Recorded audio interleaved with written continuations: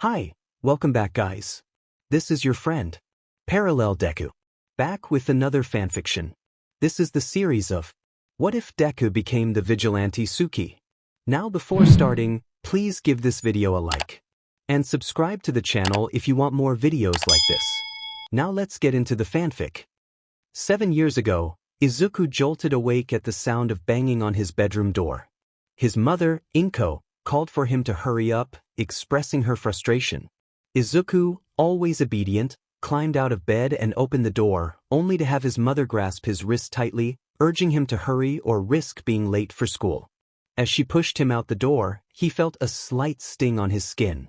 The reason for his tardiness was often Katsuki Bakugo, his childhood friend, who seemed to take pleasure in picking fights. Izuku couldn't understand why Kaken had turned against him after discovering he was quirkless.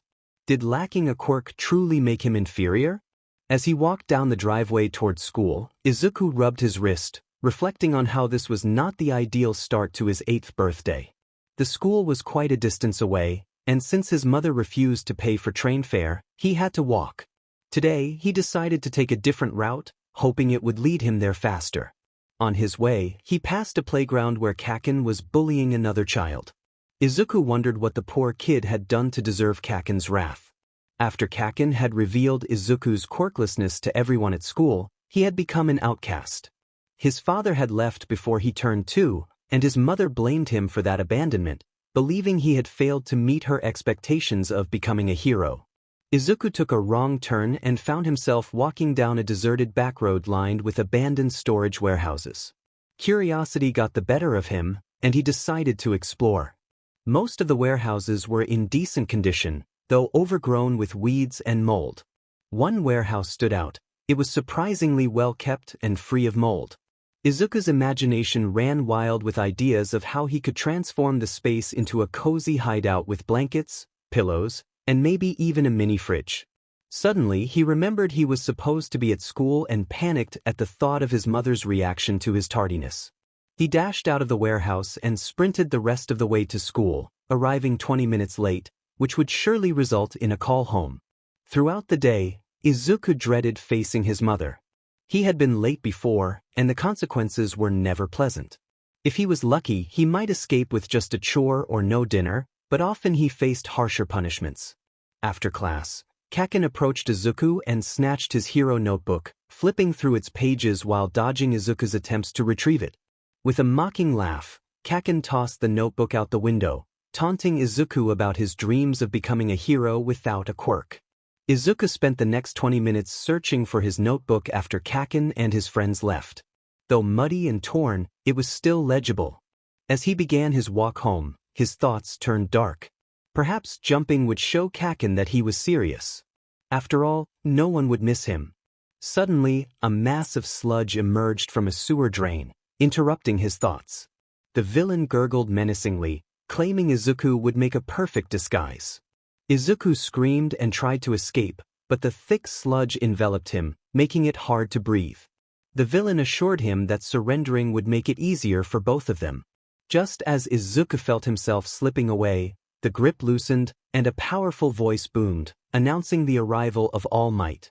The muscular hero quickly dispatched the villain with a single punch. As All Might prepared to leave, Izuku mustered the courage to reach out, expressing his admiration and asking if he could still become a hero without a quirk. All Might's response was disheartening. He suggested that without a quirk, Izuku might consider a different path, like becoming a police officer, before taking off. Stunned, Izuku felt his dreams shatter. If the number 1 hero believed he couldn't be a hero, what hope did he have? With a heavy heart, he continued his walk home. As he neared his house, he noticed a towering plume of smoke rising in the distance. Running toward it, he soon found his home engulfed in flames, fire trucks and police lining the street. His heart sank as he overheard a fireman report that they had found his mother, Izuku Midoriya, unresponsive, likely due to smoke inhalation. They presumed Izuku was also lost in the fire. Izuku's world crumbled. His mother was gone, and he was left alone at just 8 years old. He couldn't bear the thought of going into foster care. No one would want a quirkless child like him. With no other option, he fled the chaos and returned to the abandoned warehouse he had discovered earlier. Dropping his backpack, he curled up on the cold concrete floor, feeling a mix of hatred and sorrow for his mother. No one deserved to end like that. He hugged his knees closer to his chest, wiping away the tears that had fallen without his permission. Frustration boiled within him as he wondered why the heroes hadn't saved her. Anger surged at the thought of his mother and the heroes. Would they have come to his aid if he had been trapped in that fire? Probably not. He felt like an outcast, poor and quirkless, seen as the lowest in society. Izuku was determined to prove them wrong. He would show everyone that he could become extraordinary even without a quirk. To him, heroes were tainted by money and fame, while he only wanted to save people. He vowed to be better than any hero. He would be a true savior. Izuku woke up around 7 in the evening to begin his nightly patrol. He preferred operating under the cover of darkness to minimize the risk of being caught by heroes or, worse, making headlines. The people had given him the vigilante name Tsuki, meaning the moon. For 5 years he had been watching over the poorer parts of the city, tackling low-tier criminals and gradually working his way up. Now he could face villains that even professional heroes struggled against, all without a quirk. Izuku still resided in the warehouse he discovered 7 years ago, but it had transformed from a dingy garage into a makeshift apartment. Most of his belongings were salvaged from the trash, yet they were in decent condition. He had managed to secure electricity and water by hacking into the city's public utilities. Now, he had a complete computer setup to monitor villain activity. Through much trial and error, he had become stealthy and skilled in combat, but his gadgets made his work significantly easier. Pulling up his hood and activating his voice-changing mask, Izuku set out to patrol the neighborhood. Crime rates had dropped significantly since Tsuki began his nightly rounds. The heroes still followed their usual patrol routes, now attempting to catch not only criminals but also the notorious vigilante. It baffled him that they couldn't see he was helping them. The most they could do was bring him in for questioning, as technically, he hadn't committed any illegal acts. Vigilantes could only be charged if they used their quirks, and he didn't have one. Tsuki navigated the city by hopping from roof to roof, a quicker method that allowed him to survey the area. Suddenly, he heard a scream to his right. He leaped off the roof of a nearby building and landed on the ground, spotting a woman and 2 children cornered in an alley by a masked man wielding a knife.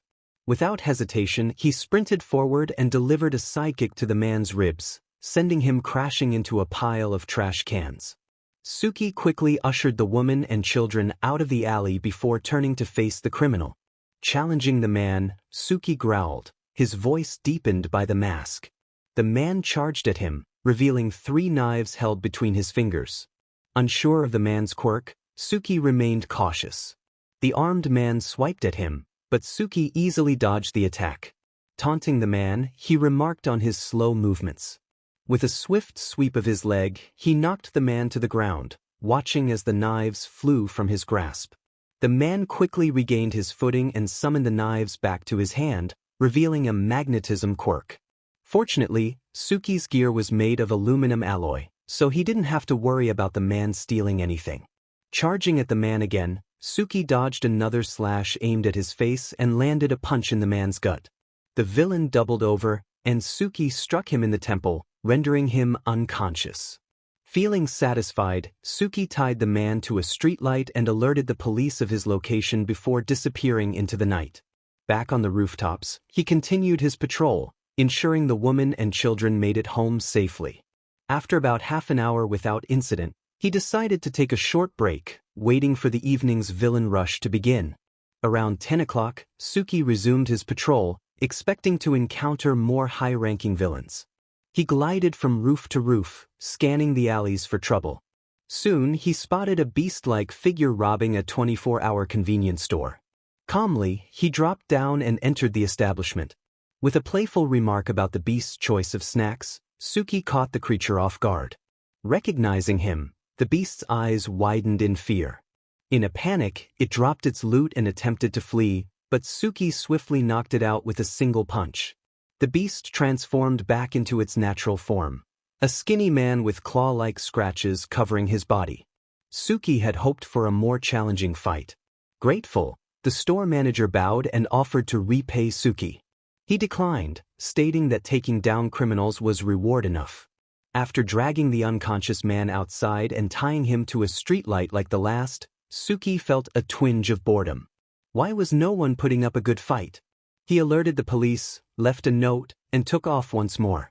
Meanwhile, the police informed Mizudafu's resident underground hero, Eraserhead, about Tsuki's latest exploits. They had assigned him to the case years ago, hoping to bring Tsuki in for questioning. Everything about the vigilante remained a mystery, except for his preference for operating at night. Eraserhead arrived at the alley where the police were gathered, apprehending a criminal. A detective handed him a note detailing the latest encounter with Tsuki, warning him to be cautious. Frustrated, Eraserhead vowed to catch the elusive vigilante responsible for disrupting his naps. Just then, another detective informed him of a criminal tied to a streetlight near a small shop, likely the work of Tsuki. Without wasting time, Eraserhead made his way to the location, using his capture weapon to swing from streetlight to streetlight. Upon arrival, he found the criminal tied up, with a note resting on the villain's lap. Tsuki had outdone him again, capturing more criminals in a few hours than a pro hero did all day. Eraserhead realized that if this continued, the public might lose faith in heroes. Perhaps that was Tsuki's intention. Tsuki continued to thwart several more robberies, kidnappings, and assaults, bringing his total of captured criminals to an impressive 36. Eraserhead was going to have a tough time keeping up.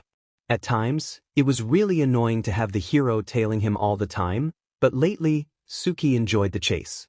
They had come into contact several times throughout his career, but it always ended the same way. Eraser would tell Tsuki that he was going to bring him to the police station, and Tsuki would eventually escape. It amused the vigilante to see how frustrated the poor guy got. Imagine if he knew it was a 15-year-old kid who kept evading him. It was about 4 in the morning when Tsuki decided to head back to his warehouse. He was halfway home when a red feather shot by his face. Thanks to his quick reflexes, the vigilante dodged it just in time. Otherwise, he would have had a razor-sharp feather embedded in his shoulder. Tsuki taunted the hero, calling him an oversized chicken, and turned to face him slowly. Eraser's cheeks puffed out angrily at the comment, and Tsuki noticed Eraserhead standing next to him, his quirk activated. Tsuki cheerfully remarked that Eraser shouldn't strain himself, as his quirk didn't affect him. Eraserhead's hair and scarf fell back to rest on his shoulders, confusion evident on his face. Hawks shouted in surprise, questioning if Tsuki had a mutant quirk. Eraser mused that Tsuki was saying he didn't have a quirk at all. The vigilante blushed under his hood and shrugged, acknowledging that his secret was out now. Hawks, eager for action, shot toward Tsuki with a sword-like feather in hand. Eraserhead called out to Hawks to wait, but Tsuki smiled and ran directly at the hero flying toward him. Before Hawks could grab him, Tsuki slid on his knees, slipping under his attacker. The oversized chicken, not paying attention, flew right into a chimney. Tsuki yelled that it didn't count as attacking a hero, while Hawks remained in shock from the collision, and Eraserhead was preoccupied with calling for backup. Seizing the opportunity, Tsuki took off, already 3 roofs ahead before they realized he had escaped.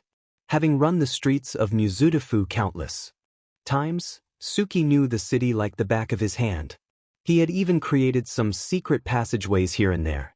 He dropped into an alley, pushed aside a panel of fencing, and slipped through, weaving between houses until he reached his warehouse. He had successfully lost Eraserhead and Hawks in the alley and wished he could see their faces. Once inside, Tsuki removed his vigilante gear and walked over to his computer. He recorded the route he took and noted how many villains were in each area, always paying special attention to the most criminal-infested spots. He had to change his route daily so the heroes couldn't predict where he would be. After logging off, Tsuki prepared for work. Besides being a vigilante, he also worked part-time at a small coffee shop. He put on his work outfit, brushed his hair and teeth, and headed out. This time, he walked on the sidewalk, as jumping from roof to roof would attract too much attention. He used an alias in public because Izuku Midoriya was supposed to have died in a fire 7 years ago. Now he went by Arashir Hodaka. At the coffee shop, Hiro, Izuku's co-worker, asked him to cover his shift. Tsuki smirked and rolled his eyes teasingly, agreeing to help. Hiro expressed his gratitude and promised to make it up to him before rushing out the door. Tsuki took his place behind the counter and set everything up for the morning rush. Although Hiro was supposed to cover him during his break, it looked like Tsuki would have to handle the lunch rush as well. When the doorbell rang, Tsuki, on autopilot, welcomed the customers without looking up. A familiar voice responded, causing his head to shoot up. His eyes widened as he saw Eraserhead and Hawks walking toward a table near the counter. His heart raced. What if they recognized him? He tried to remain calm as he approached their table, wondering how a normal person would act in this situation. He asked if he could take their order, feeling it was too bland for real-life heroes. He added that it was super cool to see them both in person, never expecting the number 3 hero and an awesome underground hero to come into the shop. Hawks teased Eraser, saying the barista thought he was awesome. Eraserhead ordered an extra-large black coffee and a bagel, while Hawks requested a caramel frappuccino and a double chocolate donut. Tsuki hurried back behind the counter, trying to calm his racing heart. He felt the stress of the encounter but noticed they didn't seem to suspect anything. Hawks expressed disbelief that the vigilante had escaped them again, especially without a quirk. Eraserhead explained that it was likely due to lots of training and experience with villains. Hawks inquired if there had been any luck uncovering the vigilante's identity, and Tsuki held his breath, hoping they wouldn't get any closer. Eraserhead replied that they knew the vigilante was male and below average height, but that didn't help much. He moved like a ninja and was always 2 steps ahead. Eraserhead had a feeling they wouldn't figure out who he was until he revealed it himself or made a significant mistake. When Tsuki returned with their orders, he placed the items on the table with shaky hands. Eraserhead thanked him and looked him in the eyes, causing Tsuki's breath to hitch for a moment. Eraser's intense gaze felt like he was peering into his soul. Tsuki quickly said that if they needed anything else, they should let him know and rushed back behind the counter. As more customers entered the shop, Tsuki found a much-needed distraction. He moved around non-stop, making and passing out orders, all the while feeling Eraserhead's stare. He tried to convince himself he was just being paranoid. Eraserhead couldn't shake the feeling that the barista looked awfully familiar. He was sure he had startled the boy with his intense gaze, but he couldn't help it. He had definitely seen him before, but where? Eraser studied the barista's movements, confident he had met this boy somewhere, but for the life of him, he couldn't remember. Hawks informed the tired hero that he had another patrol to go on while Eraserhead had school obligations. Eraserhead acknowledged this and flagged down the boy to ask for the bill. The cheerful barista thanked them as they exited the cafe, leaving Eraserhead feeling frustrated. He then asked Hawks if the kid they had seen looked familiar. Hawks, with a playful tone, replied that he would have recognized that green hair anywhere and questioned if Eraserhead knew him. Eraserhead admitted he didn't know. Hawks enthusiastically remarked on how good the frappuccino was and suggested they return soon. As they parted ways, Eraserhead rolled his eyes. Typically, he patrolled early at night and took a nap, but lately he had been working extra shifts to cover for other heroes. His sleep was limited to about an hour between classes during the day, leaving him feeling utterly exhausted. He muttered to himself about his teaching career, longing for sleep. After completing his shifts at the cafe, Izuku felt completely drained. He caught a bus back to his street and walked the remaining distance home. Once inside, he collapsed onto his sofa, realizing he had only 3 hours to rest before his next patrol. He hoped to get off the rush hour shift the following day and soon drifted off to sleep. Izuku awoke in his old bedroom, feeling the emptiness of the bare walls. The room contained only a few blankets. His mother burst in, inebriated as usual, demanding he run errands and complete chores. She struck him across the cheek for calling her mommy, blaming him for his father's departure. Tears welled up in his eyes as he fled to the kitchen, grabbing the list from the fridge and heading to the store, desperate to escape her presence. In the store, people looked at him with a mix of pity and disapproval, noting that a 7-year-old shouldn't be alone, especially one with a bruise forming on his cheek. The list contained only the essentials, and he knew he would be punished if he bought anything extra. On his way home, he heard a commotion from an alley and instinctively ducked his head, trying to ignore it. But then a voice called for help, and despite his fears, he ran down the alley to find a large man looming over a teenage boy. Izuku shouted for the man to back off, but the villain turned to face him, laughing at his attempt to play hero. The teenager took the opportunity to escape, leaving Izuku alone with the imposing figure. The villain approached, and Izuku felt frozen in place, desperately wanting to. The man taunted him, claiming he was trapped until he looked away. Panic surged through Izuku as he realized the danger he was in. He screamed for help, but the man quickly covered his mouth, stating that he would have to replace the boy who had fled. The villain closed the distance, grabbing Izuku's wrists and pushing him against the wall. He produced a knife, and Izuku felt a rush of fear. As the man began to harm him, Izuku's screams were muffled, and he felt himself slipping into unconsciousness. The villain eventually stopped, holding a bottle filled with his blood and thanking Izuku for being his little blood bank. As the man turned away, Izuku collapsed to the ground, his mind racing with thoughts of worthlessness and being quirkless. He slowly got up and staggered home, collapsing as soon as he shut the door behind him. Izuku jolted awake, staring at the familiar ceiling of the warehouse. It had all been a nightmare. He struggled to catch his breath, tears streaming down his face as he scratched at his wrists, trying to ground himself. He reminded himself that he had caught that villain last year and that he was safe now. Once he calmed down, he suited up in his vigilante gear, determined to clear his mind by fighting some villains. Tsuki began his patrol, taking down several low-tier villains. He decided to change his route, venturing into the poorer part of the city. The streets were mostly clear, but one figure caught his attention, a man dragging a little girl in a tattered dress. The girl looked terrified, and Tsuki felt a surge of protectiveness. He jumped down from his perch, landing silently, and approached the man leaning against a black van. With a swift motion, Tsuki knocked him out and tied him to a streetlight, leaving a humorous note on his forehead. Now, it was time to deal with the other man. As he approached, Tsuki noticed the little girl becoming increasingly anxious. He quickly hid in an adjacent alley, waiting for the right moment to intervene. As the man passed, the little girl stopped, her eyes widening as she caught sight of Tsuki. She yanked herself free from the man's grasp and ran behind the hooded boy, clutching tightly to the fabric of his costume and whimpering for help. The man she had been with quickly turned to face the vigilante. He greeted him with a polite tone, asking if he could kindly return his daughter.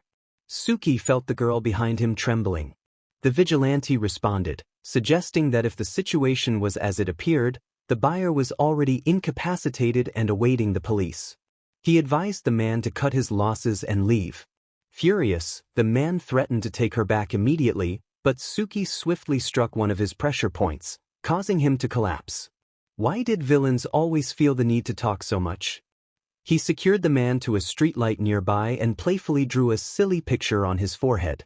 After alerting the police, he waited with the little girl. He turned off his voice modifier to avoid frightening her and asked her name. She introduced herself as Eri. Tsuki complimented her name and reassured her that the police would soon arrive to take the bad men away, and then they could find her parents. Eri's eyes filled with tears at the mention of her parents. She revealed that her mother and father had passed away, prompting Tsuki to hold her close, feeling a surge of sympathy for the poor girl. He noticed the bandages covering her arms and legs, igniting a protective anger within him. Just as he was about to take action, the police arrived, accompanied by Eraserhead. The hero paused at the sight of Tsuki but quickly regained his composure. Tsuki explained the situation, indicating that child trafficking was involved and that Eri was about to be sold. Eraserhead chuckled lightly at the sight of the men with notes taped to their faces, a rare sound that startled Tsuki. Tsuki then asked if Eraserhead would be willing to look after Eri, knowing he and Present Mike had been considering adoption. Eraserhead was taken aback, questioning how Tsuki knew this. The vigilante simply hinted at having his sources. Bending down to Eri's level, Tsuki held her hands and assured her that this serious-looking man would take good care of her, promising her safety. Eri thanked him as he handed her over to Eraserhead. As Tsuki prepared to leave, Eraserhead called out, asking him to come to the station. Tsuki questioned the grounds for such a request, asserting that he had not broken any laws. Eraserhead fell silent, while Eri clung to his leg, pleading for Tsuki to come with them. Feeling unable to refuse her, Tsuki agreed but made it clear that he would only accompany them to ensure Eri's well-being before leaving. Eraserhead accepted, though Tsuki knew he would still try to extract information from him. Eraserhead couldn't believe they had finally brought Tsuki into the station. After all these years of the elusive vigilante slipping through his fingers, it had finally happened. Although Tsuki had stated he wouldn't answer any questions, Eraserhead felt it was worth a try. Currently, Tsuki, Eri, Detective Tsukachi, Chief Tsuragami, and Eraserhead were in an interrogation room. Tsuki appeared to be uncomfortable surrounded by law enforcement, but he didn't show it. Chief Tsuragami reviewed the records and confirmed that Eri was indeed an orphan who had been kidnapped from an orphanage 2 years prior and subjected to various experiments. Everything was set for her adoption, and all that was needed was Eraser's signature. After signing the paperwork, he realized he was now a father. Hisashi would be thrilled. Tsuki's expression darkened upon hearing about Eri's past. His mask concealed most of his face, but his clenched fists and rigid posture betrayed his anger. When he caught Eraser's gaze, he quickly turned away. He announced that he needed to leave, standing up from his chair. Detective Tsukachi protested, urging him to answer a few questions, but Tsuki firmly declined, asking him to stop shouting as it frightened Eri. Eraserhead glanced down to see Eri covering her ears and curled up in her chair. He shot a glare at the detective, who quickly apologized. Moments later, the door clicked shut, and Tsuki was gone. A week later, Eri had fully moved in with Hisashi and Aizawa. They were overjoyed to have her in their lives, although Aizawa still had to work nights, leaving Hisashi to care for her during that time. Eraserhead patrolled the area, noting nothing out of the ordinary. He encountered Hawks on his route, and they decided to stick together. Although Eraserhead usually preferred solitude, he found Hawks tolerable, though he would never admit it. Hawks greeted him enthusiastically, asking how things were going. Eraserhead replied that things had been busy with their daughter moving in. Hawks nearly walked into a mailbox in surprise upon hearing about the adoption, expressing his faux hurt at not being informed sooner. Eraserhead rolled his eyes, and they continued their patrol. The heroes managed to thwart a few robberies and one kidnapping, but overall, there had been little action since Tsuki had taken to the streets. As Eraserhead heard faint meowing from an alley, he dropped down from the roof he was on, unable to resist his soft spot for cats. Hawks questioned his actions, reminding him that he already had a couple of cats at home and that Hisashi might not appreciate any more additions, especially with a child in the house. Just then, Hawks fell silent, his attention drawn to something down the alley. Meanwhile, Tsuki's patrols had become monotonous. He had captured 20 villains in 3 hours, leaving behind his signature notes, but trouble had been scarce since then. As he scouted the rooftops, he decided to head home, letting his guard down. Suddenly, he found himself wrapped in large arms. Reacting quickly, he dropped into a squat and elbowed his attacker in the ribs. The villain released him, and Tsuki turned to deliver a punch to their face, breaking their nose. The villain retaliated with a powerful right hook, which Tsuki dodged, but she anticipated his move and struck him with a steel-toed boot. The impact was painful, and Tsuki felt a sharp sting on his lip. Frustrated, he launched himself at the villain, landing a punch to her chest that likely broke a rib or two. She shouted in anger, grabbing his wrist, which triggered a flood of traumatic memories for Tsuki. In that moment, his mind spiraled into darkness, recalling painful memories of his past. The sensitivity of his wrists intensified the trauma, and he found himself overwhelmed by the voices of his past. As he rocked back and forth, he desperately wished for the pain to cease. The villain, realizing she had incapacitated him, fled to tend to her wounds. Tsuki wanted to pursue her, but he couldn't stop shaking, his mind bombarded with haunting memories. The voices grew louder, and in a moment of desperation, he screamed for it all to stop. Eraserhead and Hawks stumbled upon a battered-looking Tsuki. The vigilante was crouched in the alley, holding his head and shaking back and forth. Hawks looked at Eraser, his eyes filled with concern as he observed Tsuki. The boy's voice revealed his youth. Eraser approached Tsuki and knelt down, reaching out to touch him. The vigilante jerked his head up, his eyes red with tears and wide with fear. Eraser spoke gently, reassuring him, saying it was just him, Eraser, and to calm down. At the mention of Kid, Tsuki jumped up and pressed his back against the wall, trying to distance himself from the hero. Eraser continued to speak softly, assuring Tsuki that they were there to help him. He moved closer, raising his hands slowly, but the boy flinched. Eraser paused, noticing Tsuki turning away, eyes tightly shut. He placed his hand on the boy's shoulder and pulled him close, repeating that he was safe and no one would hurt him. Feeling Tsuki's arms wrap around his waist, Eraser held him tighter, trying to comfort the distressed vigilante. After a few minutes, Tsuki's breathing returned to normal, and Eraser pulled away. Hawks approached the boy numbly, giving him a short but meaningful hug as well. Eraser gently peeled Hawks off Tsuki and asked how old he was. Tsuki hesitated, considering whether to answer. He finally said he was old enough to know the horrors of the world. The heroes felt a pang in their hearts at his words. Eraser urged him to come with them, promising they could take care of him and help him move forward from whatever had happened. Tsuki, regaining his composure, expressed skepticism about their intentions, stating that heroes had never helped him before, so why would they care now? Eraser asked him to clarify, but Tsuki dismissed it, stating he would be leaving. When Eraser reached out to stop him, Tsuki threw down a smoke bomb and disappeared. Eraser looked at Hawks, who was visibly upset. Hawks lamented that Tsuki was just a kid who had gone through so much and had lost faith in heroes. They needed to help him. Eraser placed a comforting hand on Hawks' shoulder, acknowledging his feelings. Tsuki ran back to his warehouse as fast as he could, feeling a mix of disbelief and panic at having revealed his identity to Eraserhead and Hawks. He knew they would try to catch him now that they knew he was just a kid.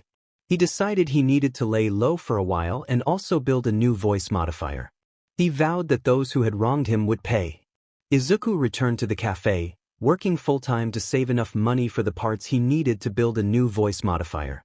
He refused to engage in any vigilante work without it. His earnings from the cafe were substantial, especially since he often worked alone due to Hiro's poor work ethic. One morning during the rush, Izuku was working alone when he spotted two familiar figures entering the cafe. Eraserhead and Hawks took a seat, waiting for someone to take their order. Izuku felt a rush of anxiety, knowing he had to approach them. He walked awkwardly to their table, smiling and gesturing to the menus. He couldn't speak, fearing they would recognize his voice from their last encounter, making the order-taking process quite awkward. Hawks ordered a caramel frappuccino and an egg sandwich, to which Eraserhead dryly remarked about the absurdity of the choice. Hawks, frustrated, insisted he was not a chicken. Despite himself, Izuku laughed, and Eraserhead chuckled as well.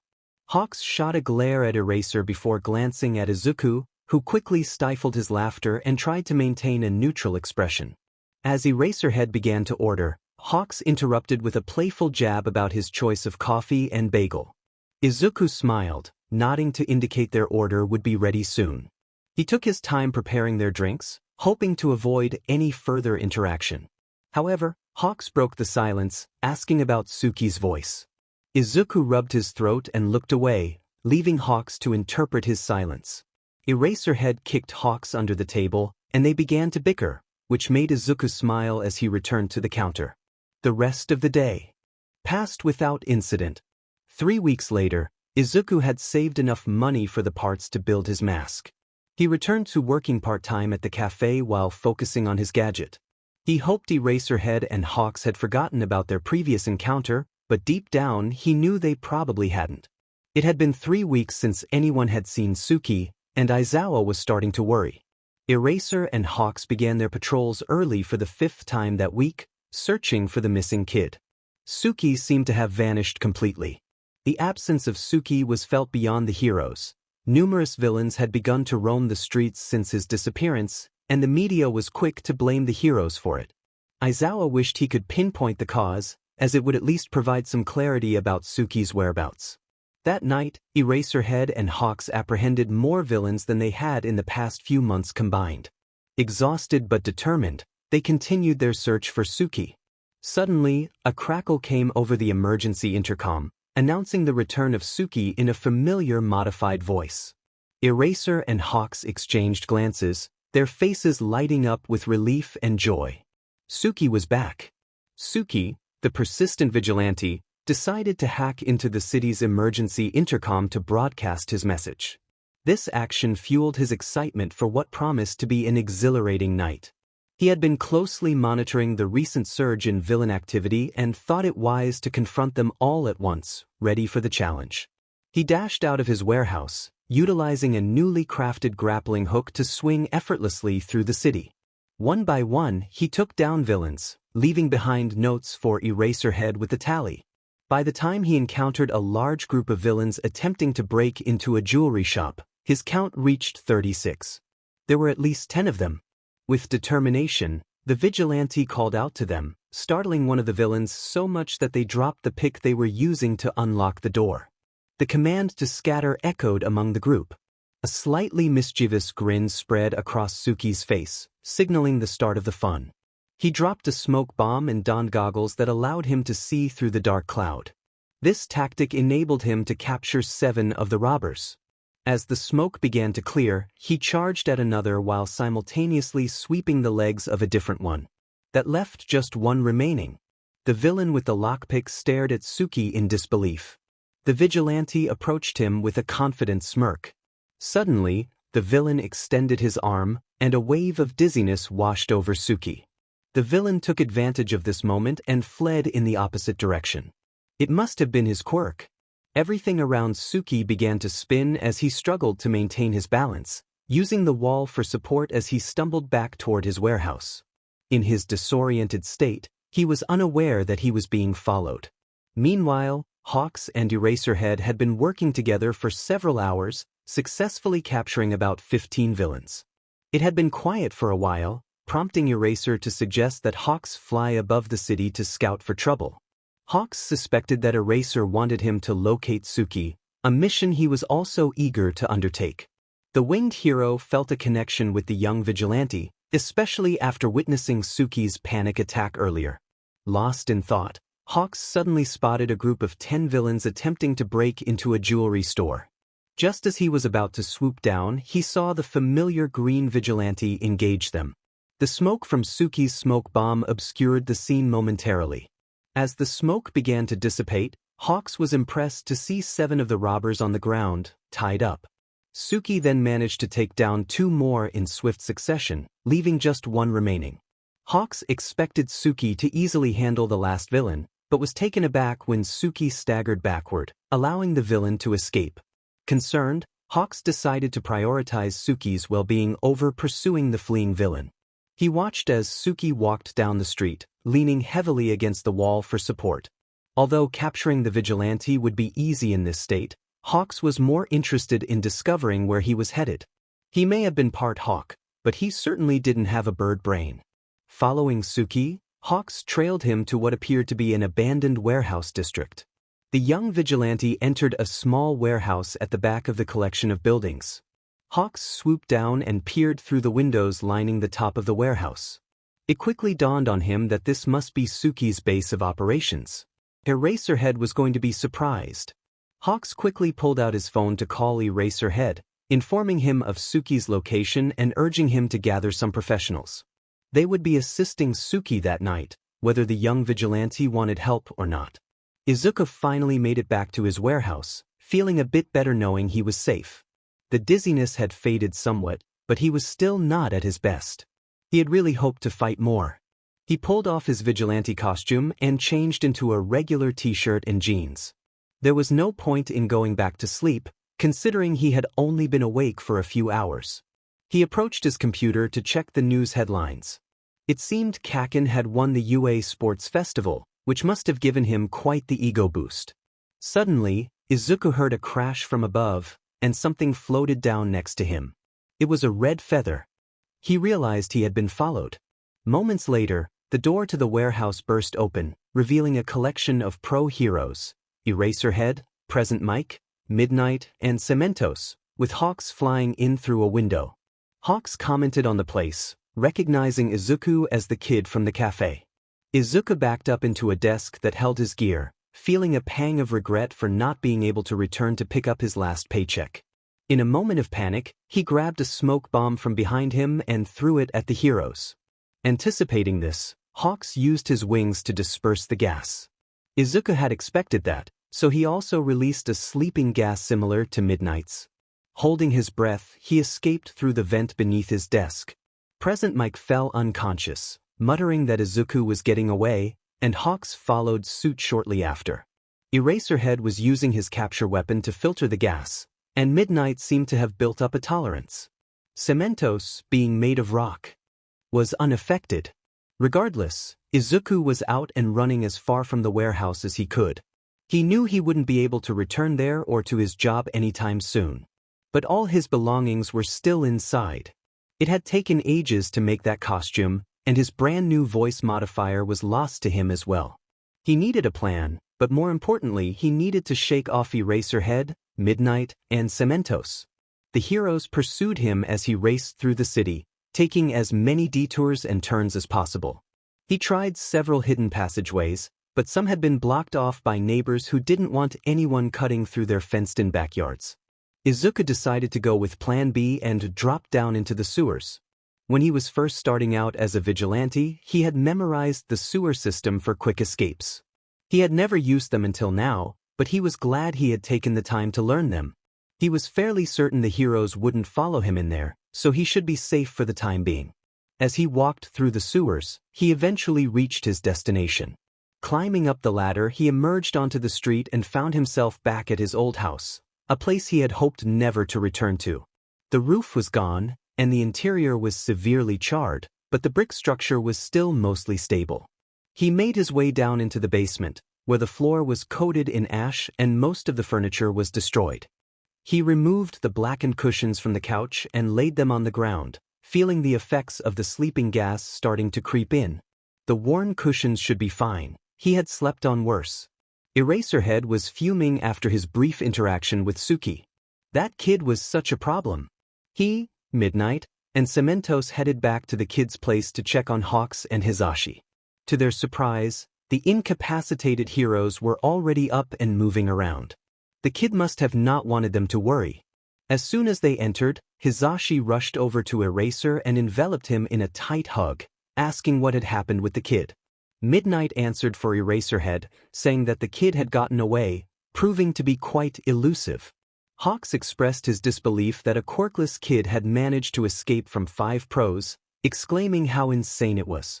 He then dragged Eraser over to a desk, excitedly pointing out all the impressive support items the kid had, which he hadn't even seen in use.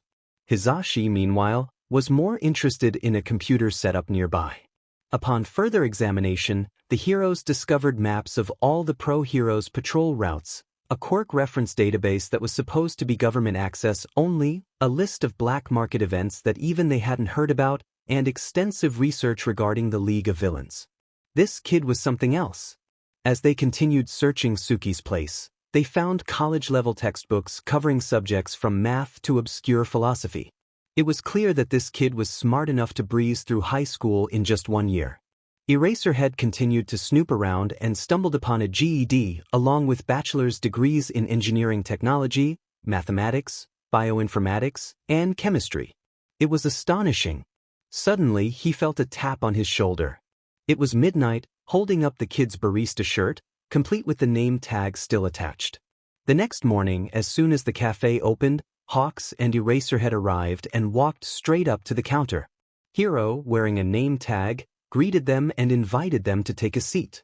Hawks inquired about a boy named Erasure who worked there. Hero confirmed that Erasure Hodaka was a cool kid who had started working there a year ago and often covered for him. However, he noted that Erasure was supposed to work the morning shift but was absent. Hawks asked about Arashi's age, and Hero, despite his usual reluctance to share such information, revealed that the boy was 15. This revelation caused a stir of concern for the heroes. Eraserhead then asked if Hero knew where they might find him, but Hero admitted he didn't know much more than the boy's name and age. Hawks, maintaining a polite demeanor, thanked Hero and handed him a piece of paper with his phone number, asking him to call if he saw Erasure. Hero saluted them, but Eraserhead felt a sense of unease about him. The pair then made their way to the police station, hoping the database would yield some information. They searched for Erasure Hodaka but found nothing. Looking for quirkless 15-year-olds in Mizudafu also returned no results. Hawks suggested searching for deceased individuals, and although Eraserhead rolled his eyes at the suggestion, he decided to give it a try. After clearing the age filter and pressing enter, only one result appeared: Izuku Midoriya, age 8, quirkless, and deceased. The photo was unmistakable. Despite having grown up significantly, he still had those wide eyes and unruly green hair. Eraserhead wondered what had happened to the kid to go from that innocent appearance to surviving on the streets. Digging deeper into the file, he discovered that Midoriya's house had burned down on his 8th birthday, killing his mother and presumably him. After that, there were no records of him anywhere, nor any information on his alias. Had this kid really lived as a ghost for 7 years? Eraserhead noted the address of the old house and decided to check it out. Izuku woke up to sunlight streaming through the cracks in the floorboards above him. His old house wasn't nearly as cozy as his previous warehouse, but it would have to do. He got up and stepped outside, breathing in the fresh morning air. It had been a while since he had been up with the sun. Usually, he was just falling asleep at this time. Making his way through the outskirts of the neighborhood, Izuku knew exactly which dumpsters held the good finds. He discovered a hoodie with a hole in the pocket lying on top and threw it on. It was a bit baggy, but it would work. Pulling the hood over his recognizable green hair, he headed to the playground where he and Kaken used to play. Perhaps it was seeing his old house again, but Izuku felt a wave of nostalgia wash over him, accompanied by a sense of loneliness. Being by himself for the past 7 years had never really bothered him. He spent countless hours at the public library, eager to learn everything he could, and developed a close relationship with the librarians. When he earned his GED at 14, they celebrated his achievement with him. He took college courses online and participated in group projects with peers. For the past year, he had been working at a cafe and had formed a friendship with Hiro. During his time as a vigilante, he often encountered pro-heroes, which gave him a sense of security, knowing someone was looking out for him. Now that the heroes were onto him, everything had become more complicated. He couldn't go out in public without hiding his face, couldn't return to the cafe, and couldn't continue his vigilante activities because all his gear was at his warehouse. Frustration bubbled within him as he watched the kids run around the playground. He knew he had to take action. Eventually, Izuku decided that he didn't need a costume to be a vigilante. He would return to basics and fight as he had originally. He set out immediately, realizing there was no need to operate under the cover of darkness. If anyone spotted him, he could simply blend in, and since no one would recognize him, he wouldn't be compromising his vigilante persona. He planned to work in the more deserted parts of the city where heroes rarely ventured, at least for now. Izuku easily took down 3 villains who underestimated his abilities. He felt relieved that he hadn't become overly reliant on his support items. Using an old curtain he had found in a dumpster, he tied up the villains and walked away. As he searched the alleys for more criminals, one approached him from behind. Feeling the air shift, Izuku ducked and turned, delivering a swift kick to the villain's stomach, sending her stumbling backward. For a moment, panic gripped him as he feared he had seriously injured her. Wait, that hair? Was that Toga from the League of Villains?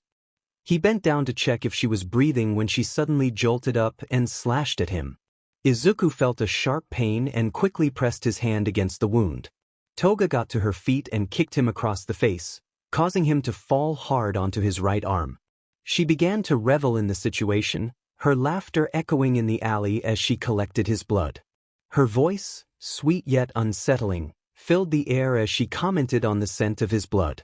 With a cruel smile, she stomped on his leg, sending waves of pain coursing through him. The villain then vanished into the shadows, leaving Izuku to struggle to his feet. He was losing a lot of blood and knew he needed to act quickly. Removing his hoodie, he pressed it against his wound to slow the bleeding. Fortunately, his old house wasn't too far from the alley, and he remembered there was a first aid kit in one of the basement closets. He just had to make it there. It felt like an eternity as he limped toward his house, tears of pain and relief streaming down his face when he finally crossed the threshold. He made his way to the stairs leading to the basement, but his legs buckled, and he collapsed before he could even reach the first step. He had been so close. It takes some searching, but Hawks and Eraserhead manage to find Midoriya's old house. Despite the circumstances, it doesn't look too bad at first glance. However, the lack of a roof, scorched walls, and a disturbing trail of blood leading up the driveway and inside are alarming.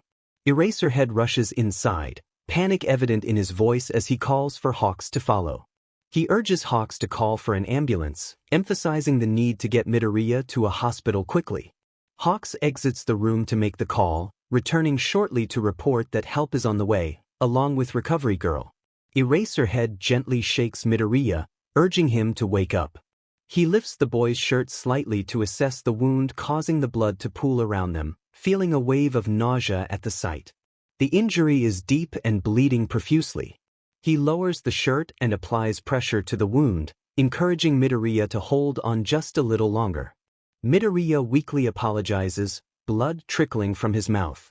Eraserhead reassures him that everything will be okay, insisting that this injury is nothing and that he will heal soon. A tear escapes Eraserhead's eye as he feels a deep sense of concern for the boy, who has endured far too much for someone so young. Just then, Eraserhead hears a car door slam outside. Hawks calls out, and Recovery Girl hurries in, her expression filled with concern. Eraserhead pleads with her to help Midoriya, tears streaming down his face. Recovery Girl assures him that she will do her best, placing a comforting kiss on Midoriya's forehead. As she works, the bleeding begins to stop, and Midoriya's breathing steadies. Eraserhead holds him close, feeling a wave of relief wash over him. He reflects on why the thought of losing this boy affects him so deeply. Perhaps it's because Midoriya is just a kid who has faced unimaginable hardships, striving to prove his worth despite being quirkless. Recovery Girl places a hand on Eraserhead's shoulder, informing him that the ambulance has arrived. He nods, allowing the EMTs to take Midoriya on a stretcher, following them into the ambulance. They arrive at the hospital, where a doctor examines Midoriya. The boy has a large scar from a slash, a broken nose, a broken leg, and a heavily bruised arm, alongside numerous old scars across his body. Recovery Girl comes in several times, allowing Midoriya to rest before healing him again. Eraserhead remains by the boy's side throughout the night. When Izuku awakens, he finds himself in an unfamiliar place. The blank white walls evoke memories of his childhood bedroom, a space associated with fear and pain. His heart races, and he feels a sense of terror as he realizes something is restraining his wrists. Panic sets in as he struggles against the restraints, which refuse to budge. Overwhelmed, he begins to scream, his senses dulled, making it difficult to notice when the door opens and Eraserhead rushes in. Izuku tries to see through his tears and comprehend what Eraserhead is saying, but the noise in his ears drowns out all other sounds. Izuku felt a wave of panic wash over him at Recovery Girl's words. Why had she said she'd see him around? It wasn't as if he intended to be seriously injured again. What were they hiding? Eraser explained that he had enrolled Izuku in UA High School, where Recovery Girl worked, so he would likely see her again. Izuku was taken aback. He questioned why he was being enrolled when he didn't even have a quirk. No one had ever heard of a quirkless hero. Even as a vigilante, people assumed he had a quirk that he simply kept hidden. He felt that no hero would accept him as a student, especially considering his past actions. Although he had never killed anyone, he had injured people, and his methods were far from heroic. He couldn't just abandon his vigilante work. Crime rates would soar without him. Besides, he believed he already knew everything they would teach him, so what was the point? Eraser asked if Izuku was finished with his concerns, to which Izuku nodded, feeling embarrassed. Eraser continued, stating that Izuku had proven himself to be an incredible force, even without a quirk. However, his techniques could use some refinement, which was why he was enrolled in the hero course. He assured Izuku that the heroes would be happy to work with him as long as he didn't go too far. They could discuss his vigilante activities later. Izuku was still uncertain. It felt like he had no choice. If he refused, what options did he have? The heroes already knew too much about him, and he lacked the resources to find another place to go. Living on the run sounded exhausting. Reluctantly, he agreed, surprising Eraser with his compliance. However, he had a few conditions. First, he insisted on continuing his vigilante work, citing the rise in crime when he was absent. Second, he mentioned that he already had his GED and several bachelor's degrees, so he didn't want any homework, as it would distract him from his vigilante duties. Lastly, he demanded the return of his belongings and the removal of any security from his warehouse. Eraser sighed, acknowledging that they could discuss his vigilante activities with Principal Nizu and that it would likely be acceptable to skip homework. He agreed to return Izuku's belongings but explained that he couldn't move back into the warehouse due to its unsafe conditions and the illegal utilities he had been using. Izuku protested, claiming he could take care of himself, but he couldn't argue against Eraser's valid points. Eraser reminded him that they had found him in a critical state just a day before. Izuku had almost forgotten about that. He then asked where he was supposed to stay. Eraser informed him that UA had just built dorms, so he would have a room there. Alternatively, he could stay at Eraser's place, where Eri had been eagerly talking about him since they brought her home. Memories of his encounter with the sweet little girl flooded Izuku's mind, filling him with happiness at the thought of her having a loving family. He agreed to the arrangement. After Izuku was discharged from the hospital, he and Eraserhead drove to the Aizawa household.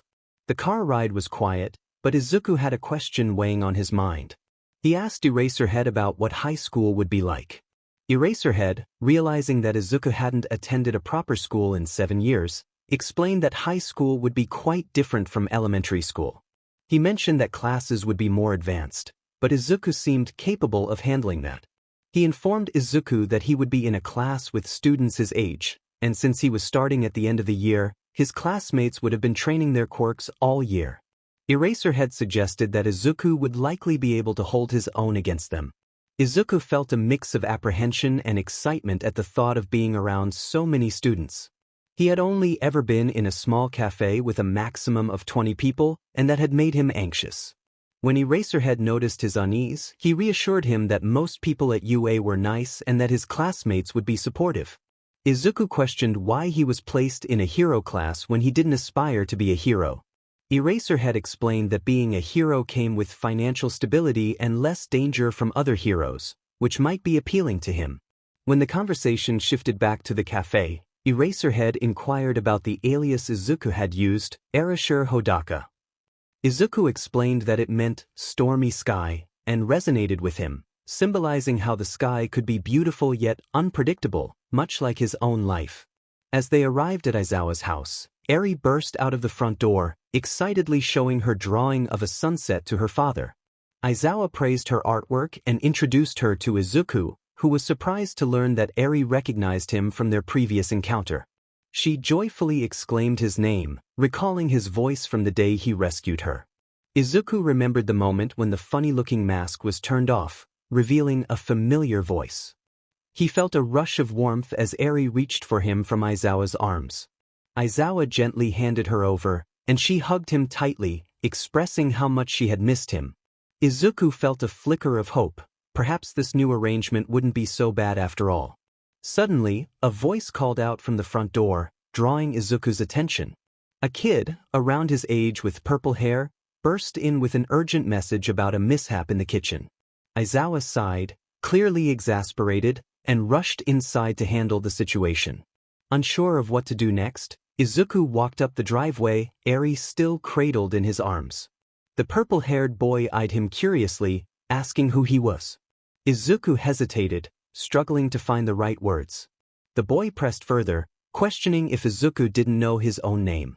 Izuku finally managed to explain that he had 3 names, a detail that seemed to confuse the other boy. Aizawa's voice called from inside, inviting everyone in. The purple-haired boy stepped aside, allowing Izuku to enter. Aizawa introduced them, using Izuku's birth name, which felt strange but also liberating.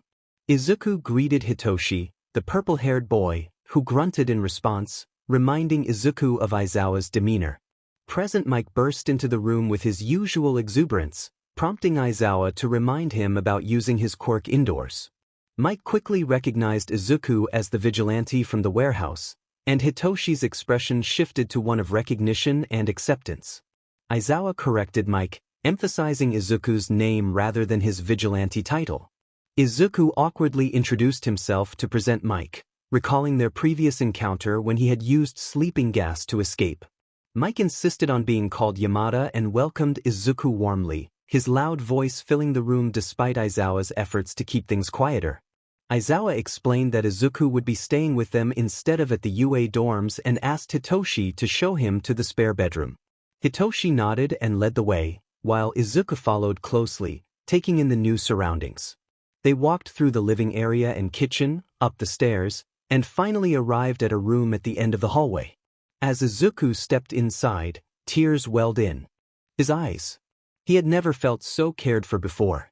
The room was inviting with soothing colors and a comfortable bed, making it feel like a true home. Hitoshi asked how Izuku felt about the room, and he replied that it was perfect. Noticing the emotion in Izuku's voice, Hitoshi inquired if something was wrong. Izuku reassured him that everything was fine, overwhelmed by the kindness he was experiencing. After a moment of silence, Hitoshi asked if Izuku was indeed a vigilante. Izuku nodded, realizing he was ready to share his story. He took a deep breath, feeling the weight of his past. Hitoshi sat beside him, offering silent support. Izuku began to explain how his journey started when he discovered he didn't have a quirk. Hitoshi was taken aback, unable to believe that one of Japan's most famous vigilantes lacked a quirk. Izuku chuckled at his reaction and continued, recounting how his parents had reacted to the news. His father had left, and his mother had turned her anger towards him, blaming him for everything that went wrong in their lives. He shared how his mother had become abusive, leaving him to handle all the household responsibilities while she succumbed to her own struggles. The bullying at school had been relentless, with classmates avoiding him or worse, attacking him.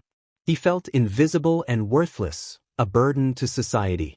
Hitoshi listened intently, his expression shifting to one of empathy as he absorbed Izuku's story. Izuku felt a sense of relief in sharing his experiences, realizing that he was no longer alone in his struggles. Did you know that a significant number of quirkless individuals struggle with thoughts of despair before reaching adulthood? Hitoshi looked at Izuku, his eyes pleading for him to continue. Izuku reflected on his life, admitting that he had contemplated death many times. The day of the fire was particularly haunting. He had been running late to school after a rough encounter with his mother, and the day had already begun poorly. As usual, he faced bullying at school, with some kids physically attacking him while others avoided him. When classes ended, his childhood friend, who also happened to be his biggest bully, suggested he jump off the roof.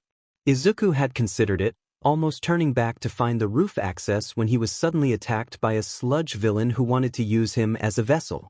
As he recalled the moment, Izuku shivered, taking a deep breath. Just as he felt himself slipping into unconsciousness, All Might appeared. Izuku had thought the hero was there to save him, but instead, All Might defeated the villain and prepared to leave. All Might was his idol, the one person he aspired to be.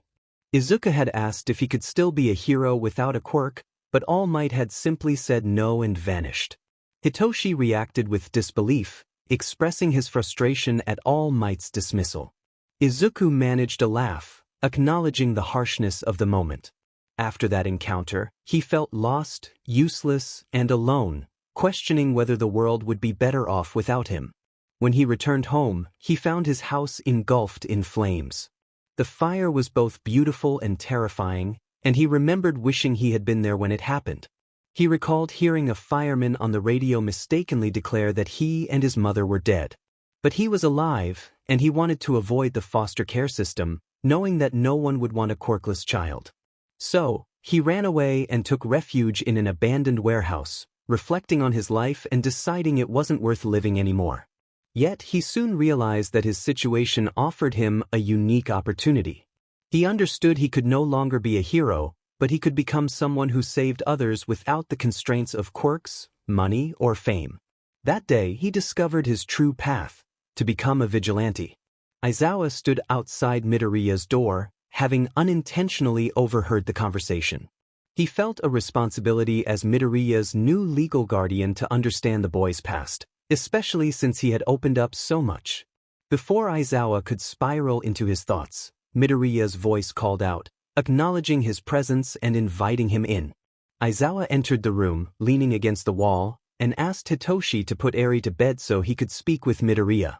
Hitoshi rolled his eyes but complied, respecting Aizawa's request. Midoriya inquired about the reason for Aizawa's visit. Aizawa explained that he wanted to discuss Midoriya himself.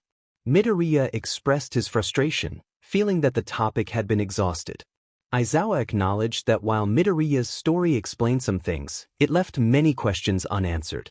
He noted that hero work typically requires preparation, yet Midoriya had managed to excel in a short time. He asked what experiences had shaped him to seem so much older than his years. Midoriya clarified that he was not a hero but a vigilante who saved people and fought crime. He explained that life had been his preparation. He had endured bullying from a young age, and while he couldn't fight back then, he had learned to analyze his attackers. He applied what he learned on the streets, which contributed to his skills. He also noted that his experiences had forced him to mature faster than his peers. Aizawa apologized for the comparison to heroes and sought to regain Midoriya's trust. Midoriya's annoyance faded slightly, but Aizawa pressed for more details about the hardships Midoriya had faced. When Aizawa pointed out the scars on Midoriya's wrists, the boy instinctively hid them, remaining silent. Aizawa urged him to share, expressing his desire to help. After a moment, Midoriya revealed that he had received the scars from a villain. Izuku felt emotionally drained after his conversation with Hitoshi, and Aizawa's probing questions only added to his fatigue. He considered pushing back against Aizawa's inquiries but quickly remembered the kindness Aizawa had shown him. The man had saved his life and offered him a place to stay without expecting anything in return. It felt disrespectful to lash out in response. Yet, the scars ran deeper than the surface. They represented Izuku's struggles, hardships, and failures. He remained silent for a while longer, contemplating Aizawa's words. Aizawa acknowledged the difficulty of recalling painful memories but reminded him that keeping them bottled up would only cause more pain. He shared that he understood the struggle, having faced his own challenges, and offered a supportive smile. He had been there for Izuku during a time when no one else was. Opening up to him made the weight of his pain much more bearable. It had felt crushing, but he noticed and helped him through it. Now, Izuku was trying to do the same for others. They were not alone anymore. They had each other: Hizashi, Eri, Hitoshi. They were a family, ready to support one another in any way possible. Izuku nodded, feeling tears well up in his eyes. He squeezed them shut and took a shaky breath. He recalled a moment from his past, coming back from a shopping trip when he heard someone scream for help. He rushed to assist, despite having no real fighting experience at the time. A villain had been hovering over a victim, ready to strike, but Izuku startled him. The villain had a paralysis quirk, leaving Izuku frozen in place. The victim seized the opportunity to escape, leaving Izuku to take their place. The villain pushed him against the wall, holding him there. He had taken out a knife and inflicted a deep cut, claiming he needed to collect enough blood for his boss. A shiver ran through Izuku as he hugged his arms closer. It had been a traumatic experience, and Aizawa expressed his sympathy, asking if Izuku knew who had done that to him. Izuku confirmed that the villain was in prison now, thanks to his efforts. The man had worked for the League of Villains but was not very high in their ranks, lacking significant intel. Aizawa inquired how Izuku had gathered so much information on the League. Izuku hesitated, remembering that the heroes had discovered his computer. He replied that he had his ways, which a hero like Aizawa might not approve of. Aizawa noted that Izuku had maps of hero patrol routes, a quirk reference database, and details on black market events, questioning how he had managed that. Izuku mentioned it was a whole other story and asked when he could get his computer back. Aizawa estimated it would be ready by next week, provided the police hadn't uncovered any confidential information. Izuku hoped the police hadn't found anything. He had installed a failsafe on the computer that would activate a firewall if he didn't log in after 24 hours. He just hoped it worked. Aizawa suggested that Izuku should go to bed, reminding him that he had his first day of school the next day. Izuku felt a wave of nervousness wash over him at the thought of returning to school, facing all those people, their judgments, and the bullies. If he didn't know he could stand up to them, he doubted he would make it through the doors. Aizawa reassured him that he would be fine and that if anyone bothered him, he or Hisashi would handle it. There was a slightly mischievous grin on Aizawa's face, which felt a bit intimidating. As Aizawa stood to leave, he asked if Izuku wanted the door open or closed. Izuku hesitated, recalling how his mother used to lock him in his room, plunging him into darkness. He finally said he preferred it slightly open, unsure. Aizawa agreed and wished him good night, almost closing the door behind him. Izuku whispered a quiet good night in return. Aizawa heard screams echoing down the hallway. He had only stepped away for a moment, and now he rushed into Midoriya's room to find the boy thrashing and crying out in distress. Aizawa approached the bed, attempting to calm him. He spoke softly, reassuring the boy that he was safe, but it was clear that Midoriya was lost in his own world of fear. Aizawa decided to undo the restraints that were meant to keep the vigilante from fleeing. As soon as he did, Midoriya's hands instinctively went to his chest, scratching at his wrists. The screams faded, replaced by soft sobs as he curled into a ball. Aizawa gently rubbed circles on his back, trying to soothe him. Gradually, Midoriya's breathing slowed, and his tears became silent. He lay back on the bed, his hands still close to his chest. Aizawa checked in on him, asking if he was with him. Midoriya stuttered a response, taking a deep, shaky breath as he asked where he was. Aizawa explained that he was in a hospital, having been found bleeding on the floor of his old house. Midoriya lifted his shirt to inspect the scar from the knife wound, a troubled expression crossing his face before he lowered it again. He expressed concern about not being able to pay for his treatment, but Aizawa realized that Midoriya's distress was more about the scar than the financial aspect. Aizawa asked what he wanted the doctors to do, reassuring him that everything was taken care of. He inquired if Midoriya remembered what had happened. Midoriya recounted the events, describing how he had been walking away from capturing 3 criminals when he felt someone behind him. He had kicked them, but things escalated quickly. His eyes glazed over as he recalled the attack, and Aizawa listened intently. Midoriya mentioned collapsing while trying to reach his old house for a first aid kit, laughing weakly at the futility of it. Aizawa agreed with a slight smile, acknowledging the boy's humor despite the situation. Just then, Recovery Girl entered the room, having visited multiple times to heal Midoriya. She greeted him warmly, asking how he felt. Midoriya appeared panicked, likely because he couldn't hide behind his vigilante persona. Aizawa reassured him that Recovery Girl was on their side and one of the few who knew his identity. Midoriya relaxed slightly and claimed he was fine. Recovery Girl informed him that his stomach was fully healed, aside from a scar, and that his nose and leg were no longer broken, though still bruised. She expressed pride in her work, having healed him so well. Midoriya thanked her with a smile, expressing his gratitude for her efforts. She waved off his thanks, stating that it was no trouble at all and that she would see him around before leaving the room. Midoriya sat in confusion for a moment, pondering her words about seeing him again. Aizawa wished to postpone this conversation for later, knowing it would lead to more questions. Hitoshi listened in on his dad and Midoriya's conversation after putting Eri to bed. Midoriya had been through a lot, and Hitoshi suspected they all had. His dad and Pops seemed to have a knack for rescuing those in need. Eri had come from a child trafficking ring, Hitoshi had escaped an abusive household, and Midoriya, who could say what other struggles he had faced. He had endured bullying, isolation, and trauma, yet he continued to push forward. Hitoshi sensed there was still much the vigilante was keeping to himself. He had managed to get his dad to ease up on the story of the villain attack, clearly a painful memory, but Hitoshi knew there was more beneath the surface. As he heard his dad start to get up, Hitoshi quickly rushed back to his room. His dad came in to say goodnight, followed by Pops a little later. Hitoshi felt fortunate to have such a supportive family. Around 1 in the morning, Hitoshi was awakened by the sound of the stairs creaking. It wasn't his dad or Pops, who were downstairs, nor was it Eri, whose footsteps were much lighter. It had to be Midoriya. With a sigh, Hitoshi climbed out of bed and crept down the stairs, finding Midoriya standing on the front steps. He wondered if Midoriya was contemplating running away. Hitoshi approached and asked if Midoriya was thinking about leaving. Midoriya didn't flinch at the sound of his voice, indicating he had sensed Hitoshi's presence. He assured Hitoshi that he wouldn't dream of it. Hitoshi settled down by Midoriya's feet and looked up at the sky.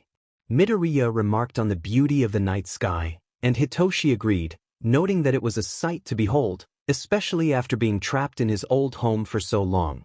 Since Midoriya had shared part of his story, Hitoshi felt it was only fair to share his own.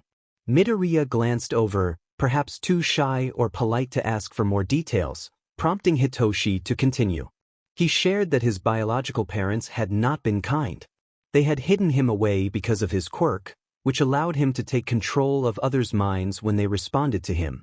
His parents had instilled shame in him about his abilities and had resorted to physical punishment to reinforce their message. One fateful night, when his dad and pops were patrolling the neighborhood, he had broken a window to get their attention, and they had come to his rescue. Now, his parents were in prison and forbidden from contacting him. Midoriya expressed disbelief that Hitoshi had never been allowed outside. Hitoshi explained that they had lived in a small apartment without a private yard, and his parents had feared he would misuse his quirk. He had never attended school until 5th grade, learning instead from public broadcasts and the internet. The transition to school had been challenging at first, but his teachers had been patient, and he eventually found his place, until the other students discovered his quirk and bullying began. Despite the shame he felt, he had made a few good friends who stood by him. High school had proven to be different, with a wider range of quirks and a more accepting atmosphere at UA. While some still avoided him, he genuinely enjoyed being there. Midoriya admitted he was terrified of returning to school after so long, worried about being bullied for being quirkless. Hitoshi reassured him that while others might be skeptical at first, Midoriya would soon prove himself and fit in. He promised that if anyone dared to bully Midoriya, he would ensure they regretted it. Midoriya smiled at Hitoshi's words, and Hitoshi wrapped an arm around his shoulder, giving him a gentle hug. Despite having just met, Midoriya felt like a brother to him. Hitoshi was determined to protect his siblings, knowing Midoriya would do the same for him. Midoriya thanked Hitoshi, who replied that he was always there for him. Izuku flinched at the old nickname. He knew Kaken attended UA, but he never imagined they would be in the same class. He noticed the students' eyes darting between Kaken and him, likely trying to comprehend the situation. Suddenly, Kaken jumped up from his chair and stomped over to him. Izuku felt a bit shaky as the blonde stopped right in front of him, his eyes glistening with unshed tears. Without warning, Izuku found himself wrapped in a hug, leaving him confused. He had thought Kaken hated him. Kaken's voice was gruff and filled with emotion as he exclaimed that he thought Izuku had died. Izuku endured the embrace, his arms pinned to his sides, and reassured him that he was still there. It had been a while, but Kaken still wouldn't let go, as if he feared Izuku would vanish again. Izuku glanced at Aizawa, seeking help. Aizawa instructed Kaken to release him and return to his seat. Kaken complied but continued to look at Izuku as he walked back. Aizawa cleared his throat and introduced Izuku to the class, emphasizing that he was much smarter than them and capable of surprising them all. He was there to become a hero, so the students should treat him like any other classmate. Izuku felt the weight of many eyes on him as he took his seat, trying to shake off the feeling of being an intruder. When homeroom ended, Aizawa led the students outside for hero training, mentioning that another teacher would join them shortly. The excitement among the students was palpable. Izuku had a hunch about who it would be, and his suspicions were confirmed when a burly man with gravity-defying hair appeared on the field. All Might. All Might greeted the students enthusiastically, scanning the class until his gaze landed on Izuku. The two locked eyes for a moment, and the rest of the class watched the exchange awkwardly. Izuku remembered their previous encounter and mentioned that All Might had once told him he couldn't be a hero without a quirk. Whispers erupted behind him as he continued, explaining how that day had crushed his dreams of heroism. He shared that he had become a vigilante, training tirelessly for 7 years to become powerful without relying on quirks. He noted that many in the class depended too heavily on their abilities, which made them weak. A look of realization dawned on All Might's face as he processed Izuku's words. Izuku clarified that he was there to obtain his hero's license to avoid being pursued by heroes while doing his work, and he introduced himself as Tsuki. The class erupted into a flurry of questions and exclamations, with Kaken expressing disbelief. Izuku caught Aizawa glaring at All Might, who remained stoic, and he nearly laughed at the contrast between the usually cheerful hero and his current expression. A girl with brown hair tapped Izuku's arm, asking if he was truly Tsuki. When he confirmed it, she hugged him, expressing her gratitude for saving her parents the previous year. Izuku hesitated but returned the hug, insisting there was no need for thanks. She insisted that acknowledging his sacrifices was important, given the challenges he faced as a vigilante. Aizawa interrupted, requesting that the students give Izuku some space as they prepared for their training exercise. He announced that they would face Izuku in one-on-one battles and advised them not to hold back, or they might get hurt. Izuku stood in shock, realizing they hadn't discussed this arrangement. He was hoping to observe rather than participate. A single look from Aizawa silenced any protests he might have had. Accepting the situation, he smiled, thinking it might be fun. All Might announced the first challenger, Kaminari, who complained about being chosen.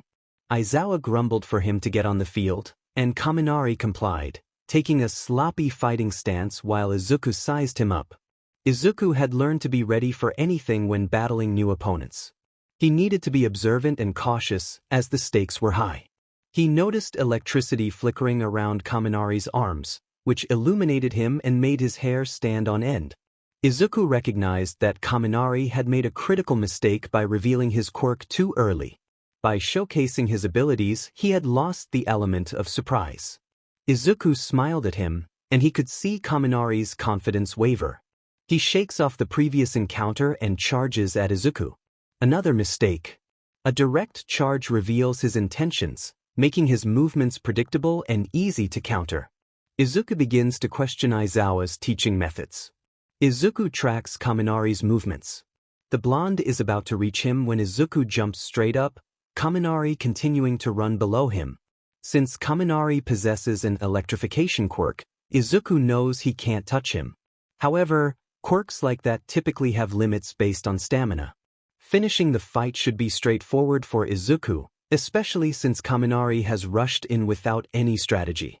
Izuku lands softly behind Kaminari. He taunts the other by saying he will need to move much faster to catch him. Kaminari crouches, and Izuku anticipates what's coming. The vigilante quickly leaps away as Kaminari unleashes a large blast of electricity. A few bolts of lightning narrowly miss Izuku, but he dodges them. Izuku lands safely, while Kaminari lies face down in the dirt. He rolls over, gives Izuku a thumbs up, and wears a goofy smile. It's clear he's out of the fight.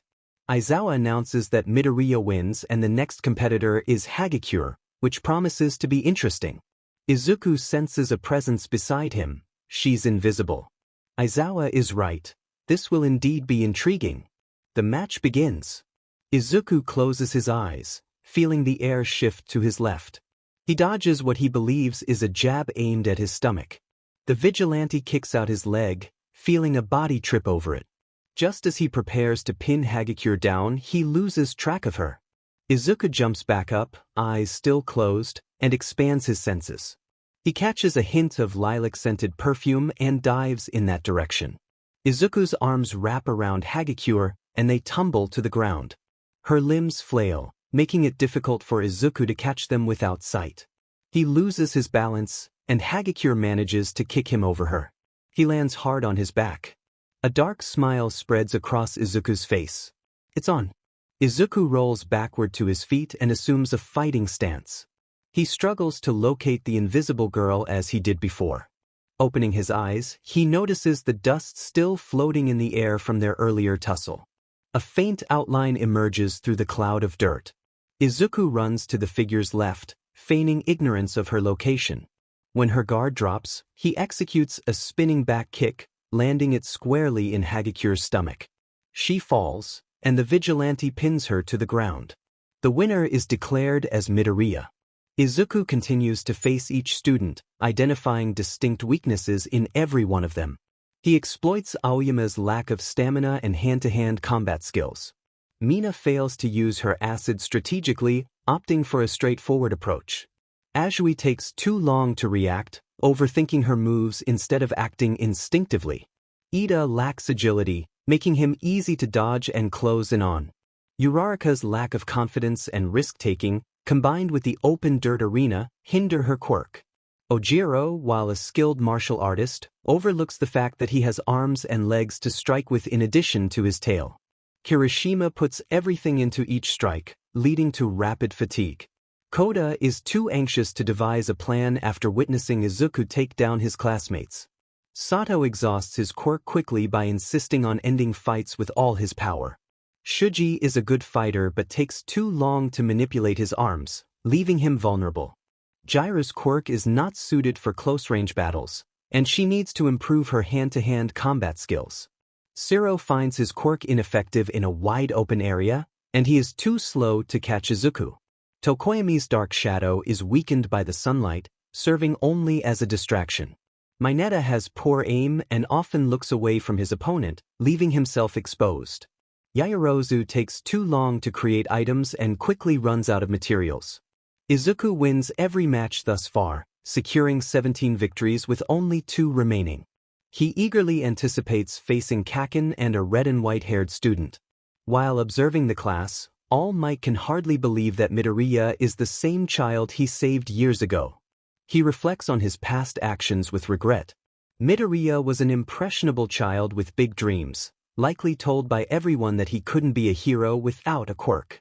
When All Might, the number 1 hero, conveyed the same message, it must have been devastating for the boy. Despite his regrets, All Might decides he wouldn't change those actions. As Midoriya stated, their interaction helped shape him into who he is today.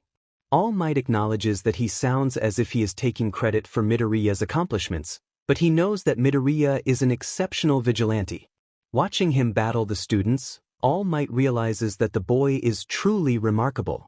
He isn't even trying his hardest, and that realization is somewhat frightening. Midoriya has immense potential. The faith the public places in him and the fear he instills in villains is inspiring. All Might, the number 1 hero, finds inspiration in a 15-year-old. He never imagined he would witness such a day. For him, being a hero meant defeating villains and ensuring public safety. He feels ashamed to admit that while he aimed to appeal to the public eye, he didn't spend much time helping people after saving them. This kid is different. Aizawa had told All Might about the day he adopted Eri, mentioning how Tsuki saved her and called the authorities. That would have been the extent of All Might's actions.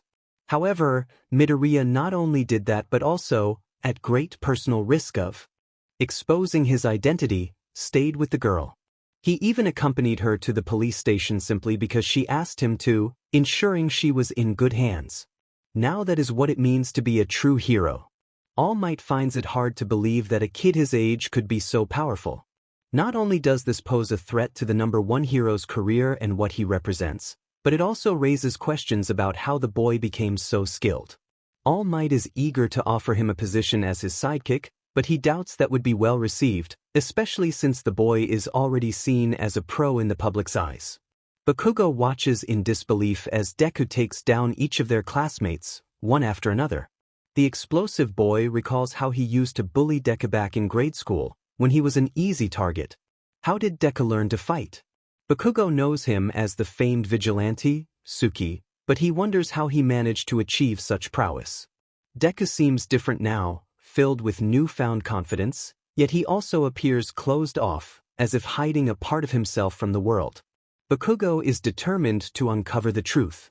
After finishing his fight with Yaoyorozu, it's Bakugo's turn. As he approaches Deku, he declares that he won't hold back. Deku responds with a knowing look, acknowledging Bakugo's usual approach. With Aizawa's shout of, "Begin!" the fight commences. Bakugo is momentarily stunned by Deku's confidence, barely registering the start of the battle until Deku nearly lands a kick to his ribs. He dodges just in time and charges forward, his hands sparking with small explosions to warm up. It has been a while since Deku has seen him use his quirk, and he likely underestimates Bakugo's power. All Bakugo needs to do is get in close, and he believes he can take Deku down. Izuku quickly realizes Bakugo's strategy. He knows Bakugo will start with small explosions to lower his guard before unleashing a powerful blast that could knock him out. Despite living in a warehouse, Izuku has kept up with Bakugo's capabilities, having watched the sports festival. To throw Bakugo off, Izuku pretends to be reckless, moving in closer. When Bakugo throws a punch, Izuku catches it and flips him onto his back, the surprise on Bakugo's face amusing him. Bakugo quickly regains his footing and charges at Izuku again. They exchange punches and kicks, each blocking the other's attacks. Izuku notices Bakugo's growing frustration. Bakugo lands a punch to Izuku's stomach, and while Izuku is busy blocking, Bakugo detonates a powerful explosion aimed at his face. It stings, but Izuku has built a high tolerance for pain, and he spits out a small amount of blood pooling in his mouth. He taunts Bakugo, stating that he can't defeat him, and suggests that Bakugo can either give up or face the humiliation of losing to someone quirkless. Ducking under the explosion by performing a backbend, Izuku springs back to his feet, anger flickering across Bakugo's face. This only fuels Izuku's desire to provoke him further. He points out that Bakugo has grown too accustomed to bullying those weaker than him, and when faced with someone stronger, he is lost. He advises Bakugo to think as well as fight, knowing this might either help him or cloud his judgment with anger. Bakugo shouts back, dismissing Izuku's words. Realizing Bakugo isn't taking his advice, Izuku decides to end the fight quickly. Bakugo charges again, feinting to the left before launching himself over Izuku's head, creating a massive explosion. Izuku, however, is quicker and manages to evade Bakugo's attack. As Bakugo searches for him, Izuku takes advantage of the moment, zigzagging to confuse him. He slides behind Bakugo and takes him down, pinning him to the ground. Aizawa announces that Midoriya wins. Izuku stands and offers Bakugo a hand in a gesture of sportsmanship, though he can't help but feel a bit smug. Bakugo scoffs, pushing himself up and brushing past Izuku as he leaves the field. All Might then announces the next competitor, young Todoroki. Izuku recognizes him as the son of Enji Todoroki, the number 2 hero, Endeavor. The boy with red and white hair approaches Izuku, revealing a large scar on the left side of his face, hinting at a troubling past. Izuku extends his hand to introduce himself, but Todoroki seems indifferent, although there is a flicker of excitement in his eyes as he shakes Izuku's hand, which feels extremely cold. Izuku speculates about Todoroki's quirk, guessing it might be a combination of fire and ice, but he knows he will have to learn more about it in time. Stepping back into a fighting stance, Todoroki mirrors him, both boys poised and ready. Aizawa calls for the match to begin. Without hesitation, Todoroki closes the distance and unleashes his ice. Izuku dodges easily, expecting more from the son of the number 2 hero. Todoroki continues to fire off poorly aimed attacks, leaving Izuku unsure if he has a strategy or is simply trying to tire him out. As the fight drags on, Izuku grows bored until Todoroki launches a massive ice wall at him. Realizing too late that the previous attacks had formed a barrier behind him, Izuku finds himself trapped as the ice closes in. Before the ice could crush him, Izuku climbed up the wall behind him, quickly finding small notches to use as handholds, and jumped over the incoming wave of ice. The ice walls crashed into each other, sending shards flying everywhere. Todoroki stood, astonished that Izuku had easily escaped his well-thought-out plan. It was clear that the ice user had executed it skillfully, showcasing his power, but Izuku could tell it had taken a toll on his stamina. The vigilante taunted Todoroki, questioning if that was all he had. Realizing his long-range approach wasn't effective, Todoroki decided to get closer. He unleashed short-range attacks, attempting to freeze Izuku to the ground. However, Izuku was too quick, managing to evade most of the attacks, though one did manage to freeze one of his legs. Despite this, he could still move around, having endured years in a cold warehouse without heat. As he prepared to strike, believing Todoroki had dropped his guard, his opponent swiftly dodged and froze his other leg to the one already encased in ice. Izuku fell to the ground, but Mr. Aizawa did not call the fight. Although Todoroki had seemingly won, he approached to finish it. Just as he was about to freeze the rest of Izuku's body, the vigilante launched himself up from the ground, performing a flip in midair and landing gracefully behind Todoroki. The impact shattered the ice holding his legs together. He couldn't bend his knees, but he was still a formidable opponent. Todoroki realized that his ice alone wasn't enough to defeat Izuku, yet he hesitated to use his fire due to a promise he had made to himself. As he subconsciously touched the scar on his face, Izuku noticed this action.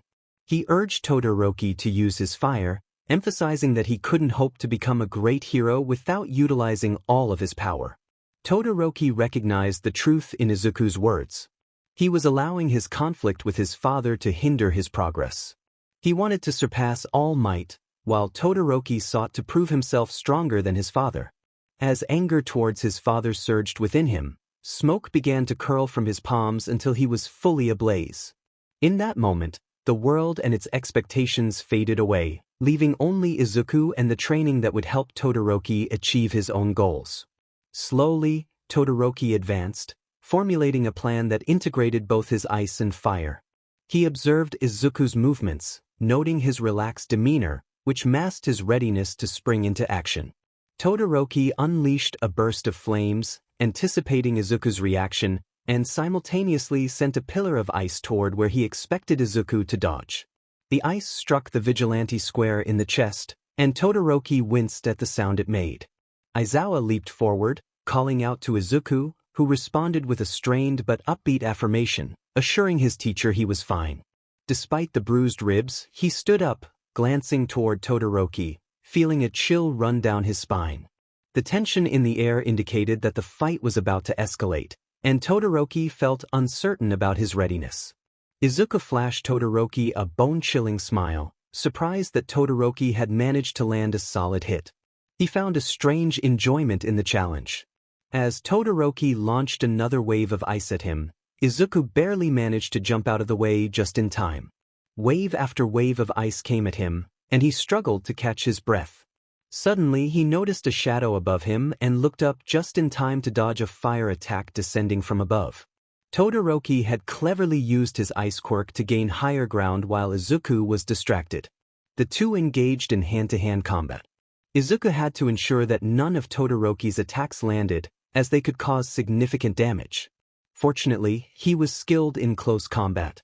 Todoroki's punches were quick, but he didn't utilize his legs much, allowing Izuku to dodge a punch aimed at his face and retaliate just as swiftly. Todoroki doubled over, clutching his nose, and Izuku took the opportunity to kick him in the knee, sending him down. Izuku thought he had the upper hand when he attempted to pin Todoroki, but Todoroki rolled away just in time.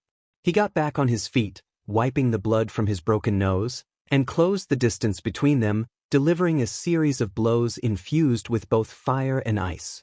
Izuku barely managed to block them, feeling the sting in his arms from the relentless barrage. When he finally threw a punch, Izuku seized Todoroki's arm and yanked it behind his back. In retaliation, Todoroki burned him, forcing Izuku to shove him away and extinguish the flames spreading up his sleeves, revealing a new array of scars. Todoroki charged at him again, relentless, delivering an icy punch to Izuku's gut that sent him crashing to the ground. Izuku could feel his energy waning. The previous fighting and his not fully healed injuries were taking their toll. He was becoming noticeably slower, and Todoroki's determination only intensified. Izuku knew he had to regain his focus to overcome him. With renewed resolve, Izuku sprang up from the dirt, ready to unleash his own barrage of attacks. He landed punches to Todoroki's stomach and face, along with kicks to his ribs. While he couldn't go all out, he aimed to weaken Todoroki without causing too much harm. As he prepared to throw another punch, Todoroki skillfully dodged, and the fight continued. In the midst of dodging one punch, Izuku inadvertently leans into another, causing Todoroki to fall. Izuku steps back, watching to see if Todoroki will rise again, but he remains down. Aizawa calls the match, leaving the rest of the class astonished that someone without a quirk could defeat the renowned Shoto Todoroki. Recovery Girl quickly arrives at the scene, assessing Todoroki, who lies unconscious on the ground. She assures everyone that he has simply exhausted himself, and that the final punch was too much for him. He will be fine. Izuku releases a breath he hadn't realized he was holding, relieved that he hadn't hurt Todoroki too severely. However, Recovery Girl insists that Izuku must go to the infirmary immediately, as he has 2 broken ribs and multiple burns that require attention. He nods in compliance, recognizing the necessity of treatment. As they enter the building, Aizawa carries Todoroki, who is not far behind. Recovery Girl leads them into a room resembling a hospital, equipped with 2 beds. Aizawa places Todoroki on the bed closest to the door and asks Izuku if he will stay put while he leaves. This reminds Izuku of the first time he woke up in a similar room, causing him to rub his wrists and shiver. He responds with a hint of sarcasm, assuring Aizawa that he will not run away. Aizawa grunts and exits the room. Recovery Girl tends to the injuries of both Izuku and Todoroki, casting a sympathetic glance at Izuku before leaving. He wonders about the look. He can manage a few broken ribs and burns, having faced far worse in his past. Realization dawns on him. She pities him because he has endured so much. Frustration washes over him, draining his remaining energy, and he drifts off to sleep. Izuku awakens, feeling cold. Confused, he notes that it is a warm day outside. Turning to Todoroki, he discovers that the chill is emanating from him. Todoroki's bed is encased in ice, and the floor around it is frozen as well. Carefully, Izuku steps out of bed and approaches Todoroki, whose face is covered in frost. He knows he must wake him up before he succumbs to the cold. Gently, he shakes Todoroki's shoulder, urging him to wake up. Todoroki jolts awake, instinctively pushing himself away from Izuku. After a moment, he regains his composure, clearly startled. Bakugo began his day by accidentally destroying his alarm clock, marking the 3rd one he had ruined that month. He got up, brushed his teeth, dressed, and left his dorm. As he walked down the stairs to the common area, he prepared breakfast while a few classmates entered from their rooms. Shitty Hair greeted him with enthusiasm, but Bakugo merely grunted in response. At 7 o'clock, they all made their way to Class 1. Bakugo sensed that something was off. He took his seat near the back window, trying to ignore the crowd of classmates gathering around his desk. Mr. Aizawa entered the room, prompting everyone to settle down. He announced that a new student would be joining them and urged the class to be considerate and not too rowdy. Just then, the door creaked open, revealing a mop of green hair. Bakugo's heart raced as the new student turned to face the class, eyes tightly shut. When those eyes finally opened, Bakugo's disbelief turned to shock. It was Deku. Meanwhile, Todoroki found himself frozen in ice again, this time in a public setting. Embarrassment washed over him as he melted the ice surrounding his bed, creating a puddle on the floor. He attempted to sit up but was met with a sharp pain in his head, causing him to collapse back onto the bed. Midoriya, noticing his struggle, advised him to take it easy and offered to help. Midoriya suggested Todoroki sit on his bed, which was dry. As he helped Todoroki move, the hero student noticed the coldness surrounding him and offered to warm up the blankets. He also pointed out that some clothes had been left for them, accompanied by a note that he tucked into his pocket. Midoriya tossed Todoroki the clothes, but Todoroki hesitated, not wanting Midoriya to see the scars that marred his back and torso. Midoriya assured him that he wouldn't look if it was a matter of privacy. He then stepped into the bathroom to change. As Todoroki slowly removed his shirt, he held up the clean one. Suddenly, Midoriya emerged from the bathroom with towels, accidentally catching a glimpse of Todoroki's scars. A wave of anxiety washed over Todoroki, fearing that Midoriya would see him as a monster or weak. Midoriya, however, expressed concern for Todoroki's well-being instead of commenting on the scars. He revealed that he, too, bore scars from his own battles. As he shared his story, he explained how he had been injured while trying to save someone from a villain, and how those experiences had left deep emotional scars. Todoroki listened intently, feeling a connection to Midoriya's pain. Midoriya continued, recounting his struggles and the lack of support from his own mother, which resonated with Todoroki's own experiences. When Todoroki asked about Midoriya's mother, He learned that she had passed away in a fire when he was young. This revelation struck Todoroki hard, as he recalled conversations about a woman connected to their father. Midoriya noticed Todoroki's pale expression and asked if he was all right. Todoroki, feeling a mix of shock and curiosity, inquired about Midoriya's father. Midoriya mentioned that he had a fire quirk, prompting Todoroki to wonder if they shared a deeper connection.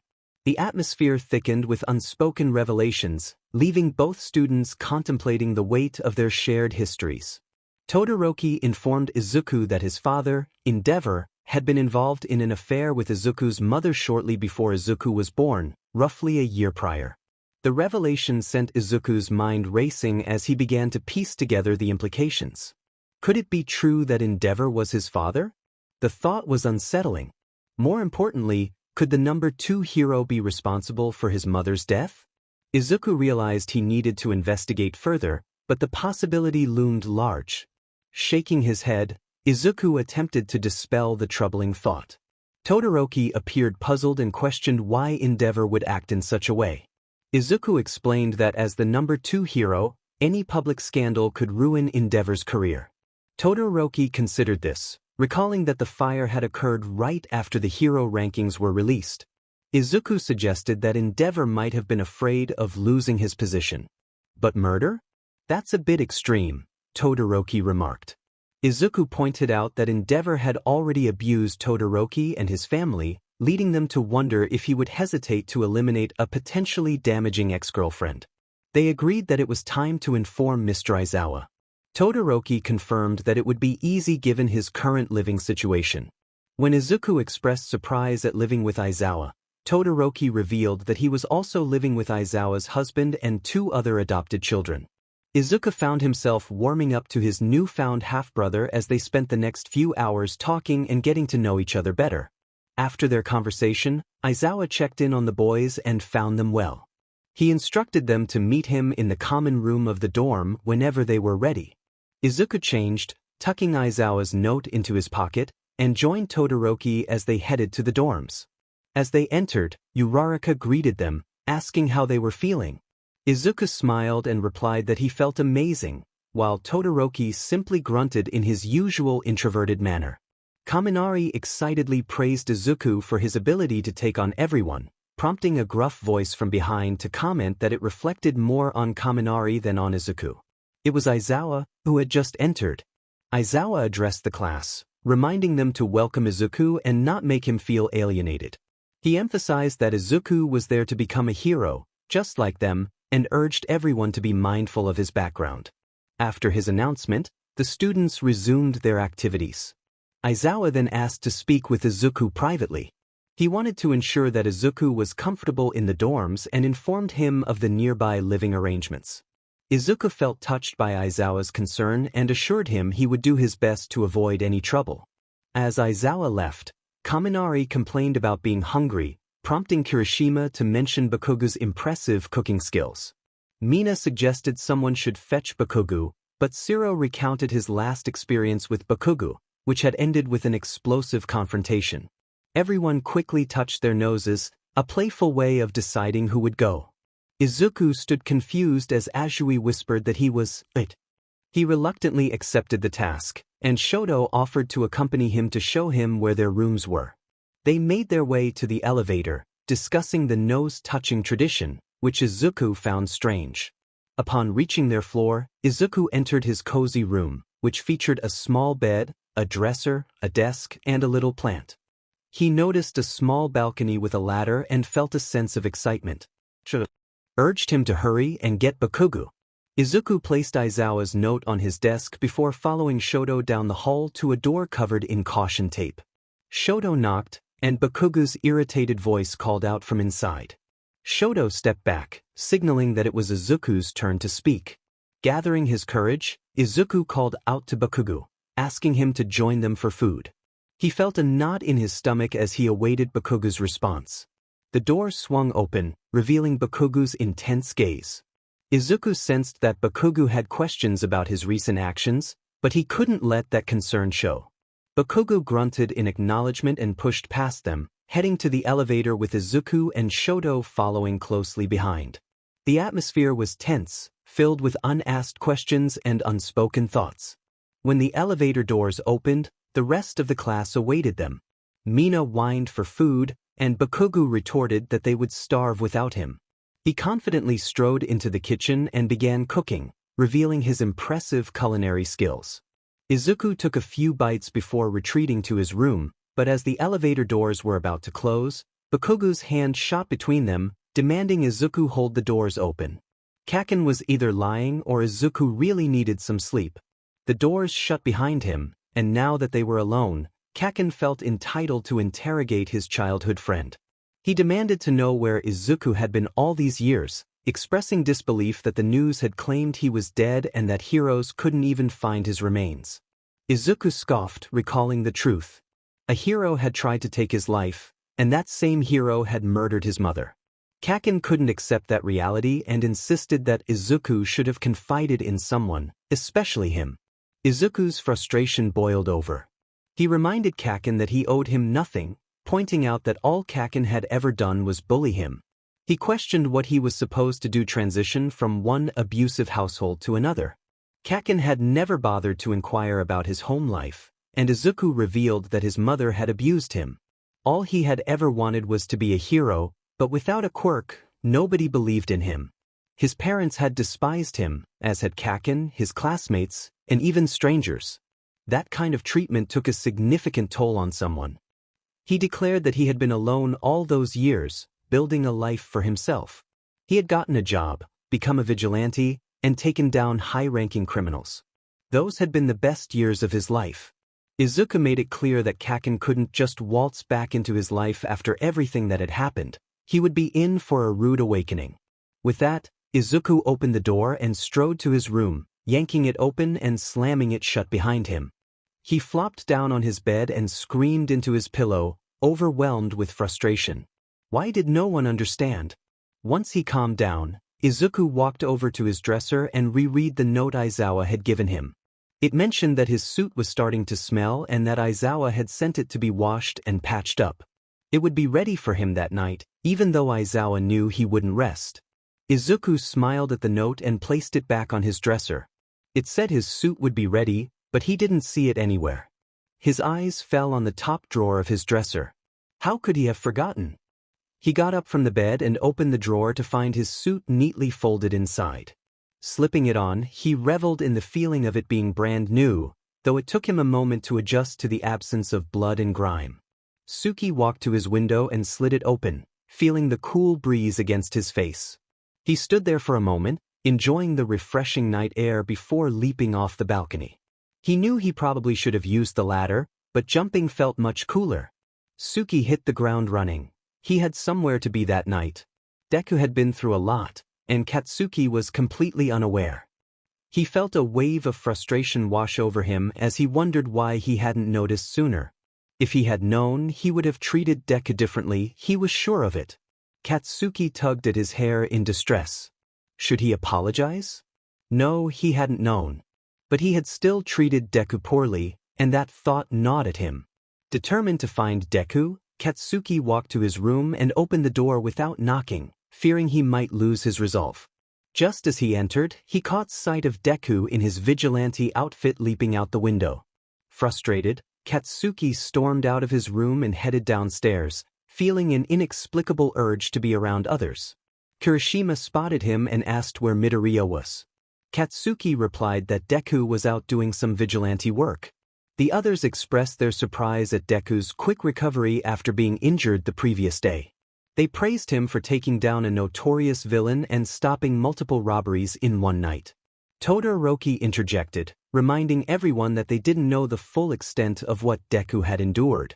He emphasized that while Deku was incredibly strong, he was still just a 15-year-old kid who had faced unimaginable hardships. His strength came from years of real-world experience, not just combat training. Katsuki listened intently, realizing the depth of what Todoroki was saying. Mina then suggested they go see Deku in action, but Ida quickly opposed the idea, warning that it could be dangerous. Jiro also pointed out the potential trouble they could get into. Shiro proposed a compromise. Those who wanted to go could, while others could stay behind. Katsuki decided to join the group, intending to keep an eye on everyone. Meanwhile, Tsuki was sneaking into his warehouse, where most of his belongings had either been confiscated or stolen. He moved a sliding panel to access a hidden compartment, retrieving a flash drive and some gadgets essential for his plans that night. With his computer taken, this flash drive contained years of research. After securing his items, Tsuki made his way back to Yue, climbing to his balcony and tossing the unnecessary gadgets onto his bed. As he prepared to leave again, he heard a startled scream behind him. Turning around, he found Kaminari, Katsuki, Kirishima, Mina, Shiro, and Shoto standing there, clearly surprised. Kaminari exclaimed that Tsuki had startled him, while Katsuki questioned why he was back so soon. Tsuki dismissed their inquiries, stating it was none of their business. Kirishima explained they had planned to watch him take down some villains. But now that he was back, it seemed they couldn't. Tsuki then revealed that his night was just beginning and that he could use their help. Excited, Mina cheered and asked what they would be doing. Tsuki proposed taking down Endeavor, which caused the group to pale in shock. Kaminari stammered, questioning if Endeavor wasn't a good hero. Shoto scoffed, sharing his harsh opinion of his father, revealing the dark truth about Endeavor's abusive nature and the impact it had on their family. The revelation left the group stunned, and as the weight of the information sank in, they felt a surge of anger. Katsuki, too, was taken aback by the reality of the number 2 hero's actions. Determined, Katsuki asked what the plan was, ready to take action. Bakugo, Kirishima, Kaminari, Mina, and Izuku all took their positions, ready for the plan to unfold. Shoto's task was to distract his father while everything else was happening. So much could go wrong, but if it succeeded, the world would be rid of one more false hero. He slid open the rice paper doors and entered the living area. "Dad!" Shoto called out, trying to sound confident. Endeavor stepped out of the hallway, his expression stern. Shoto's hands trembled, but he concealed them behind his back, hoping Izuku would be quick. He needed to maintain this facade for as long as possible. "I wanted to talk to you about Mom," Shoto stated firmly.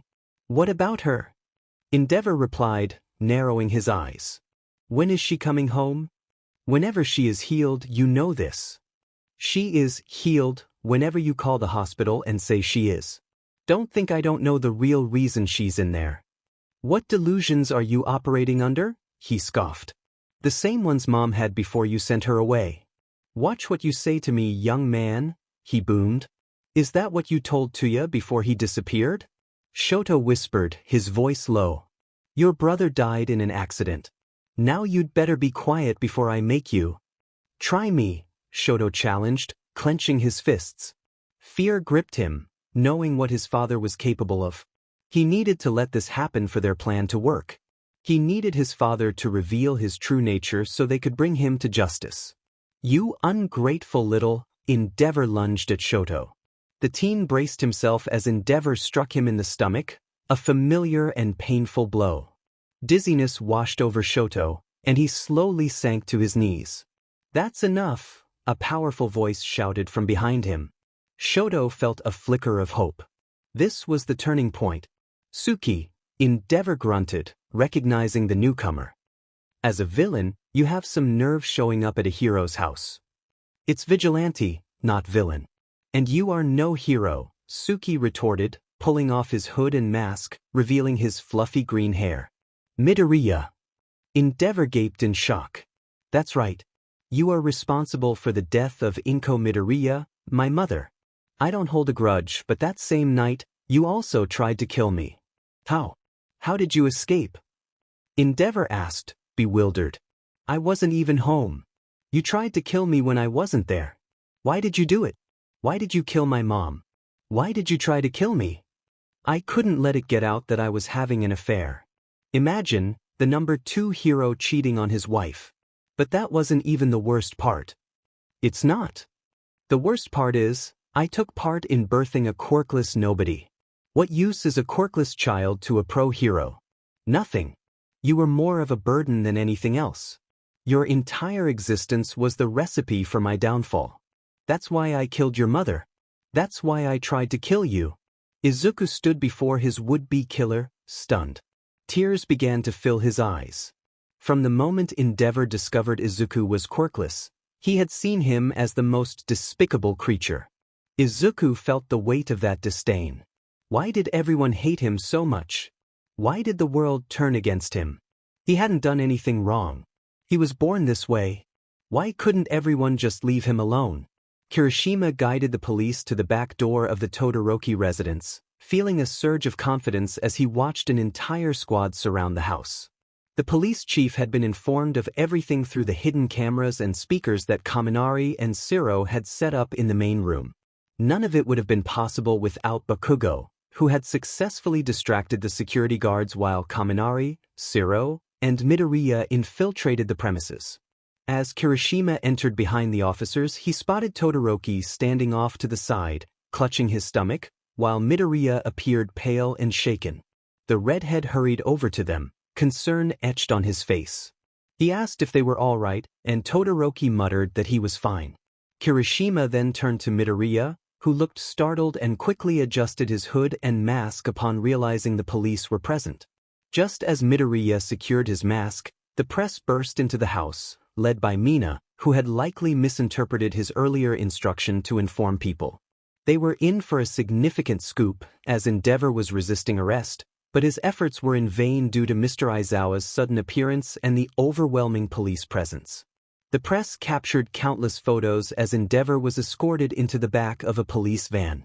Kirishima turned around, only to find that Midoriya had vanished, leaving behind only a curtain flapping in the breeze from an open window. Before long, Izuku found himself gazing at rooftops, having leaped across them for hours. He glanced back at Shoto's house, now a mere speck in the distance. Endeavor had finally faced the consequences of his actions. Tears he had been holding back began to fall. His relationship with his mother had been fraught with difficulties, but she did not deserve to die because of it. The weight of guilt pressed down on him, making him wish he had a quirk to make everything easier. As he continued to leap across rooftops, he realized he had not been vigilant about crime as he was supposed to be. He was nearing the edge of the city and decided to hop down from the roof, as the gaps between the houses widened. Walking through seemingly abandoned streets, he lost himself in his thoughts, grappling with feelings of self-pity and loneliness. He questioned whether anyone would care if he simply disappeared. With no family, no friends, and no one to turn to, he felt utterly alone. Izuku believed that heroes could do what he did, while he felt useless. Aizawa had only taken him in out of pity, and he was convinced he was a burden. His classmates seemed to care, only because of his lack of a quirk, leaving him feeling like a quirkless outcast. Despite the darkness surrounding him, Izuku realized he had something to live for. He lived out of spite, determined to prove society wrong about quirkless individuals. He wanted to show everyone how skewed their perceptions were. The world had thrown everything at him, yet he remained standing, and he believed that counted for something. As he continued his journey, he knew Aizawa would worry when he didn't show up at school the next day, but he doubted the hero would care for long. Everyone abandoned him eventually, so why would Aizawa be any different? Izuku walked until he found himself in unfamiliar territory. He had never ventured outside the city before, but somehow he had crossed a border into a small rural town. He wandered the streets, removing his mask and the outer layers of his vigilante costume, breathing in the cool night air. It felt refreshing to escape for a moment. He needed time to think. When he was younger, his goals had been clear, but now they felt like distant dreams. The Todoroki house was finally clearing out, now that the press had gathered all the information they needed. With the place mostly empty, Aizawa scanned the area for his students, preparing to give them a stern lecture. However, he quickly noticed that one particularly wild, green-haired boy was missing. Of course, he did, Aizawa muttered under his breath when Kirishima informed him that Midoriya had jumped out the window. He decided to hold off on the lecture for now, recognizing that the students must be exhausted. He instructed them to return to their dorms, warning them against sneaking out again. As the kids shuffled out, Aizawa pinched the bridge of his nose in frustration. These students were certainly a handful. He leaned out the window, searching for any sign of Midoriya, but found none. It seemed time to call his sidekick. The phone rang just once before it was answered. Hawks greeted him with a teasing tone, but Aizawa quickly got to the point, asking him to keep an eye out for Midoriya, who had run away from the Todoroki house. Hawks expressed surprise, realizing Midoriya was the one responsible for Endeavor's arrest. Aizawa shared his concern about Midoriya's shaken state and what he might do next. "All right, Bags, I'll look for him," Hawks replied, and Aizawa thanked him before ending the call, feeling exasperated by the antics of his colleagues. Hawks quickly changed out of his sweatpants and t-shirt into his hero costume. Although it was his day off, he felt compelled to search for the kid. Finding him would be nearly impossible if the boy didn't want to be found, but Hawks understood that sometimes, when someone feels lonely, they might subconsciously seek reassurance. The winged hero glided out of his second-floor apartment window and took to the skies. Initially, he had been self-conscious about jumping out of the window, but he soon overcame that discomfort, especially considering the alternative, stairs, which he despised. This detail about the hero was a small but interesting fact. Hawks decided to head to Todoroki's house, the last place anyone had seen Midoriya. It didn't take long to arrive, as all the pros lived close to the city for quick access when called in. Todoroki's house was a modern, elegant structure that exuded luxury. As Hawks flew around it, he searched for possible exits, but the numerous footprints left by the press made it difficult to spot any traces of Midoriya. Frustration bubbled within him as he considered the overwhelming possibilities. How could Aizawa expect him to find the kid? Approaching the house, Hawks pulled out his phone to call Aizawa, but a notification caught his eye. Endeavor arrested and Tsuki on the run. The image showed the green vigilante leaping across rooftops. Recognizing a nearby building in the photo, Hawks zoomed in. It was a large department store he frequented, situated quite far from Todoroki's house and UA. He wondered if Midoriya knew where he was heading or if he was merely trying to escape.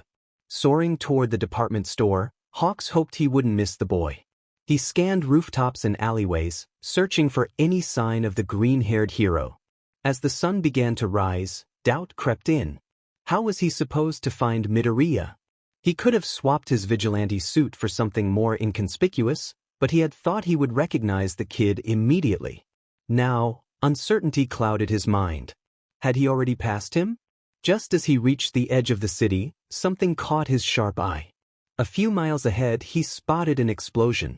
Instinctively, he knew Midoriya must be involved. Trouble always seemed to follow him. Hawks raced into the small town and saw a bank with significant damage to its roof and walls. The interior was charred, and dollar bills floated in the air. In the center, he spotted Midoriya engaged in a fierce battle with a villain who had bright orange hair and glowing eyes. The villain's hands radiated a dangerous energy, likely the source of the explosion. Midoriya appeared to be struggling. Hawks could see deep cuts on his face and chest, and the way he held his right arm suggested it might be injured. Without hesitation, Hawks knew he needed to intervene. He hoped the boy wouldn't try to escape while he dealt with the situation. Blackness began to cloud Izuku's vision. How had he ended up here? He recalled walking down the road and noticing a suspicious character near the bankside entrance. He had only intended to scare the man into leaving, but instead, the man panicked and accidentally caused an explosion. The villain had struck Izuku in the face and rushed inside, grabbing as much cash as he could. The situation had escalated quickly. The impact from the villain's brass knuckles had been severe, and Izuku suspected his nose was broken again, along with his arm from the fall onto the debris. As pain surged through him, he spotted a bright red feather drifting down among the floating money. A smile formed on his face. Someone had come for him. Tears began to fall as the weight of his situation sank in. What had he been thinking? He had a fresh start. He had apprehended his mother's killer, was attending the best hero school in Japan, and finally had a chance to make friends. Yet, he had chosen to run away from it all. His past haunted him, but he couldn't simply escape it. He still had responsibilities and justice to pursue. He needed to return. He couldn't face this alone. As he fell to his knees, bright red wings spread in front of him, shielding him from the explosive villain. Izuku closed his eyes and collapsed to the ground, surrendering to the darkness. Whatever happened next, he was ready to accept it. The villain standing before Hawks murmured in disbelief. Hawks pointed out the multiple offenses the villain had just committed, including the destruction of public property, theft, and assault. He watched as the color drained from the villain's face, who stammered an excuse. Hawks had anticipated the reaction and informed him that the police were on their way, suggesting it would be better for both of them if he just sat tight and waited. To Hawks' surprise, the villain sat down on a piece of the broken wall and buried his face in his hands, quietly lamenting his fate. He expressed his fear of Shigaraki, revealing that he had been instructed to capture Midoriya and eliminate him but had become distracted due to personal troubles. His daughter was in the hospital, and he felt overwhelmed by the situation. As he broke down in silent tears, Hawks felt a twinge of sympathy, but he knew the law was against him. He wished he could help, but vigilantes had more freedom than heroes, and Hawks understood why Midoriya might prefer that path. Yet, being a vigilante came with its own risks, and Midoriya was just a kid. Hawks crouched down to examine Midoriya, who had deep scratches and a broken nose and arm. The boy had passed out from exhaustion and pain, but Hawks could hear sirens approaching. Just then, Midoriya jolted awake, panic in his eyes as he insisted he couldn't be there. Hawks tried to calm him, assuring him that an ambulance was on the way, but Midoriya was adamant about not wanting any medical help. He wrapped his arms around the boy, promising they would get out of there soon. When the police arrived, Hawks provided them with information about the villain while leaving Midoriya's involvement out of the story. He sent Midoriya to a diner next door to lay low and gave him his jacket to conceal the bloodstains on his shirt. After ensuring Midoriya was safe, Hawks returned to find the boy looking pale and knew he needed to get him help. He recalled his first aid training and the years spent treating his own wounds, hoping it would be enough. Realizing he needed to contact Aizawa, Hawks felt a rush of concern. Despite Aizawa's cold demeanor, he was a caring person who had grown fond of Midoriya. Hawks flew Midoriya back to his apartment, where the boy was still bleeding heavily and felt cold. He entered through the open window and laid Midoriya on the couch. Rummaging through his supplies, he found a first aid kit and soaked a washcloth with warm water before bringing it back to the living room. Midoriya was sitting up, pressing his head against the back of the couch. Hawks handed him some blankets, and the boy wrapped himself tightly in them. Hawks then asked him to show what hurt. Midoriya, looking panicked, took a deep breath and removed his shirt, revealing not only a broken nose and arm but also a gushing wound on his side and countless scars covering his torso. When Hawks inquired about the scars, Midoriya simply stated there were too many to count, his gaze drifting out the window. Hawks sighed as he gently cleaned the wounds, knowing Midoriya would need stitches. The boy didn't flinch as Hawks applied rubbing alcohol, which usually made him wince. He used wound closure tape for the moment and prepared to set the broken bone in Midoriya's arm. As he focused on the task, he noticed Midoriya watching him with curiosity, which struck Hawks as absurd given the boy's condition. Hawks braced himself for the moment, expecting a painful crunch, but instead, there was just a small pop, and it was over. Midoriya then asked if there were any bandages in the first aid kit, leaving Hawks momentarily stunned. He muttered about Midoriya's high pain tolerance while retrieving the bandages, but his wrapping skills left much to be desired. Midoriya raised an eyebrow at the loose bandages slipping down his arm, prompting Hawks to sheepishly admit his mistake. Midoriya took the bandages and expertly wrapped his arm, even fashioning a sling. Hawks was impressed and excitedly asked to learn how to do that. Midoriya smirked and then shifted the conversation to stitches, causing Hawks' face to pale. When Midoriya teased him about being scared, Hawks protested, though his anxiety was evident. Midoriya, with a furrowed brow, reassured him that it would be all right. Midoriya confidently stated that he could handle it. Before Hawks could voice any objections, Midoriya had already threaded the needle and pressed it against his side. In just 5 minutes, he completed the task. Hawks handed him a large bandage for the wound, which Midoriya applied with a sigh of relief before collapsing onto the couch. Hawks reminded him that there was still the matter of his face. Midoriya dismissed it, joking about his appearance, but Hawks clarified that he meant his broken nose. Midoriya pinched the bridge of his nose and adjusted it back into place, leaving the other cuts untouched. Hawks expressed his frustration, wondering what was wrong with Midoriya. He cracked his neck and closed his eyes, admitting he was exhausted and needed sleep. However, Hawks insisted that Midoriya had some explaining to do. He demanded to know how Midoriya had managed to get the number 2 hero arrested and what had happened to make him want to run away. He was particularly concerned about why someone had been sent to kill Midoriya, especially on orders from Shigaraki. Midoriya opened one eye, intrigued by the idea that Shigaraki now saw him as a threat. He closed it again, seemingly unfazed.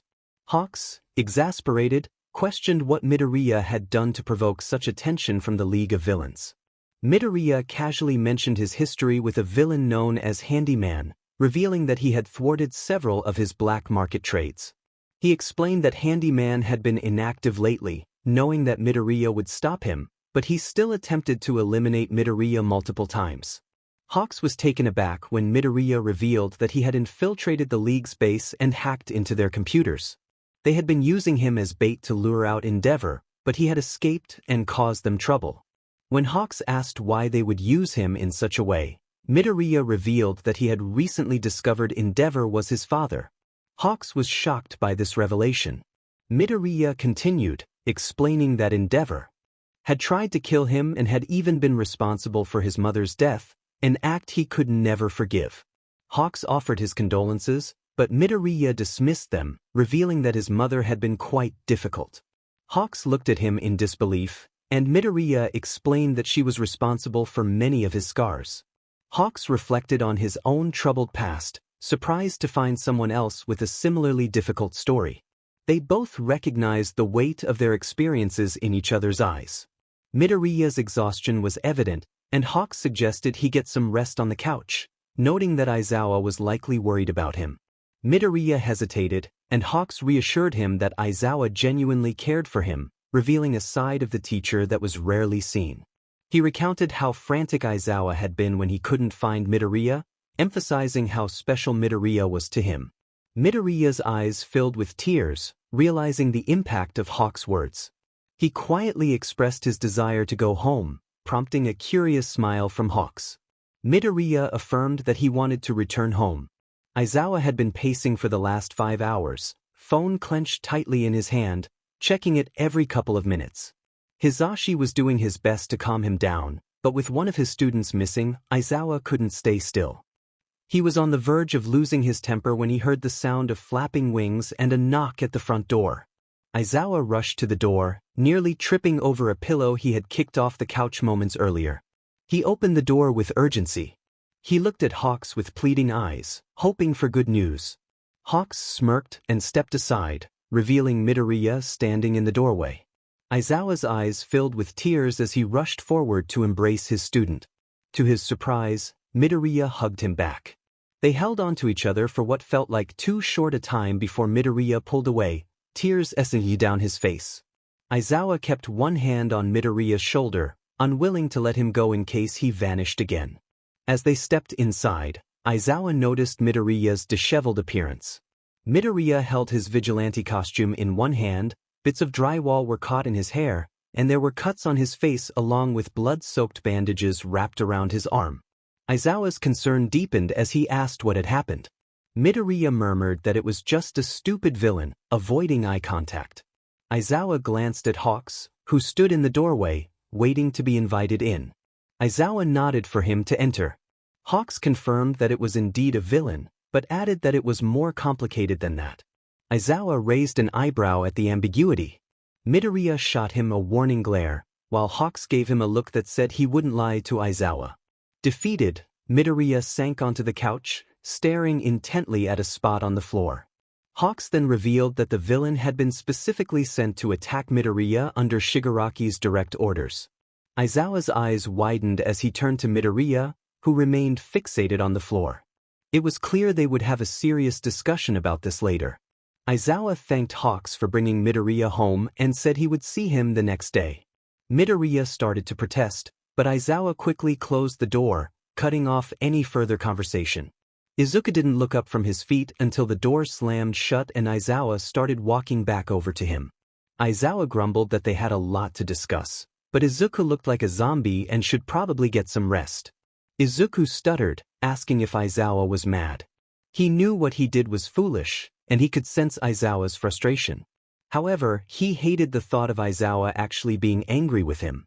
Aizawa assured him he wasn't angry, just tired and relieved that Izuku was back in one piece. But he warned that if Izuku ever tried to run away again, there would be consequences. Izuku nodded, promising he wouldn't run away again, and smiled. Aizawa smiled back and held out a hand, helping Izuku up from the couch. Aizawa guided Izuku to his room, and Izuku flinched as his shoulder hit the mattress. He usually could separate himself from pain, but he was too exhausted. Aizawa sighed and sat down at the foot of the bed, asking if Izuku was okay. Izuku replied that Hawks had helped bandage him up, so he should be fine in a few days, trying to sound enthusiastic. Aizawa sighed again, expressing that he knew Izuku could handle injuries but wanted to know how he was really feeling. Izuku hesitated, admitting that everything felt complicated.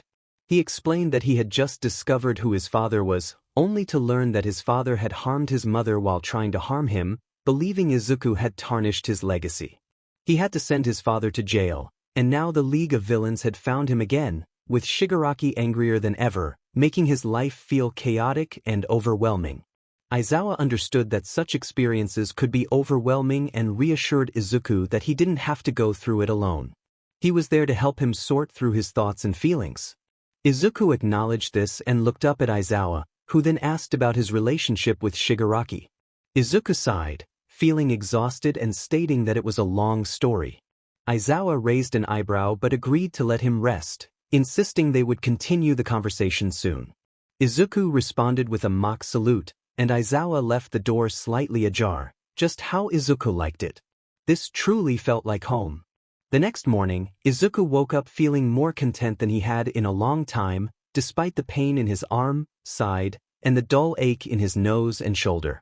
As soon as he opened his door, Eri launched herself at him, refusing to let go of his leg. She exclaimed how scared she had been when she heard that Dad and Papa couldn't find him and that he was hurt, and how she had to go to bed without seeing him. Izuku leaned down to brush her hair out of her face, assuring her that everything was okay now. Eri looked up at him with watery eyes and wrapped her small arms around his neck, whispering that she was glad he was okay. Izuku smiled and gently picked her up, supporting her weight with his good arm as he made his way to the kitchen. Hitoshi waved groggily at Izuku as he entered the kitchen, Eri still hugging him tightly. Yamada shouted a cheerful greeting as Izuku and Eri took their seats at the table. Hitoshi yawned and greeted them back, while Izuku muttered a good morning. Yamada announced that he had made pancakes. Aizawa entered the kitchen, looking exhausted as his hair floated around him. He asked Yamada what he had said about using his quirk so early in the morning. Izuku felt a pang of guilt in his stomach at the sight of Aizawa's tired expression. Yamada apologized and affectionately kissed Aizawa's cheek, which made Aizawa smile slightly as he leaned against the counter to grab a pitcher of coffee. Aizawa then mentioned that Nizu had warned him they should head to school a bit earlier than usual that morning. Hitoshi, with a mouthful of pancakes, asked why. Aizawa explained that the press was swarming the school, trying to get information about what had happened with Endeavor. Hitoshi, confused, asked if something had happened. Izuku looked down at his feet, and Hitoshi noticed. He squinted and sighed, asking what Izuku had done. Izuku admitted that he may have devised a plan to get Endeavor thrown in prison, insisting he deserved it. Hitoshi responded that he thought Endeavor was a terrible person, only in it for fame and money. Izuku was taken aback, glancing around the table to see everyone else nodding in agreement. He felt a sense of warmth and belonging with his new family. Izuku had thought the nervousness he felt around a large group of kids at school was overwhelming, but that was before he arrived that morning. They had to park a mile away from the school due to the crowd gathering at the gates. More cameras than Izuku believed existed in all of Japan flashed at any student who crossed their path. As soon as he stepped out of the car, Izuku's body froze.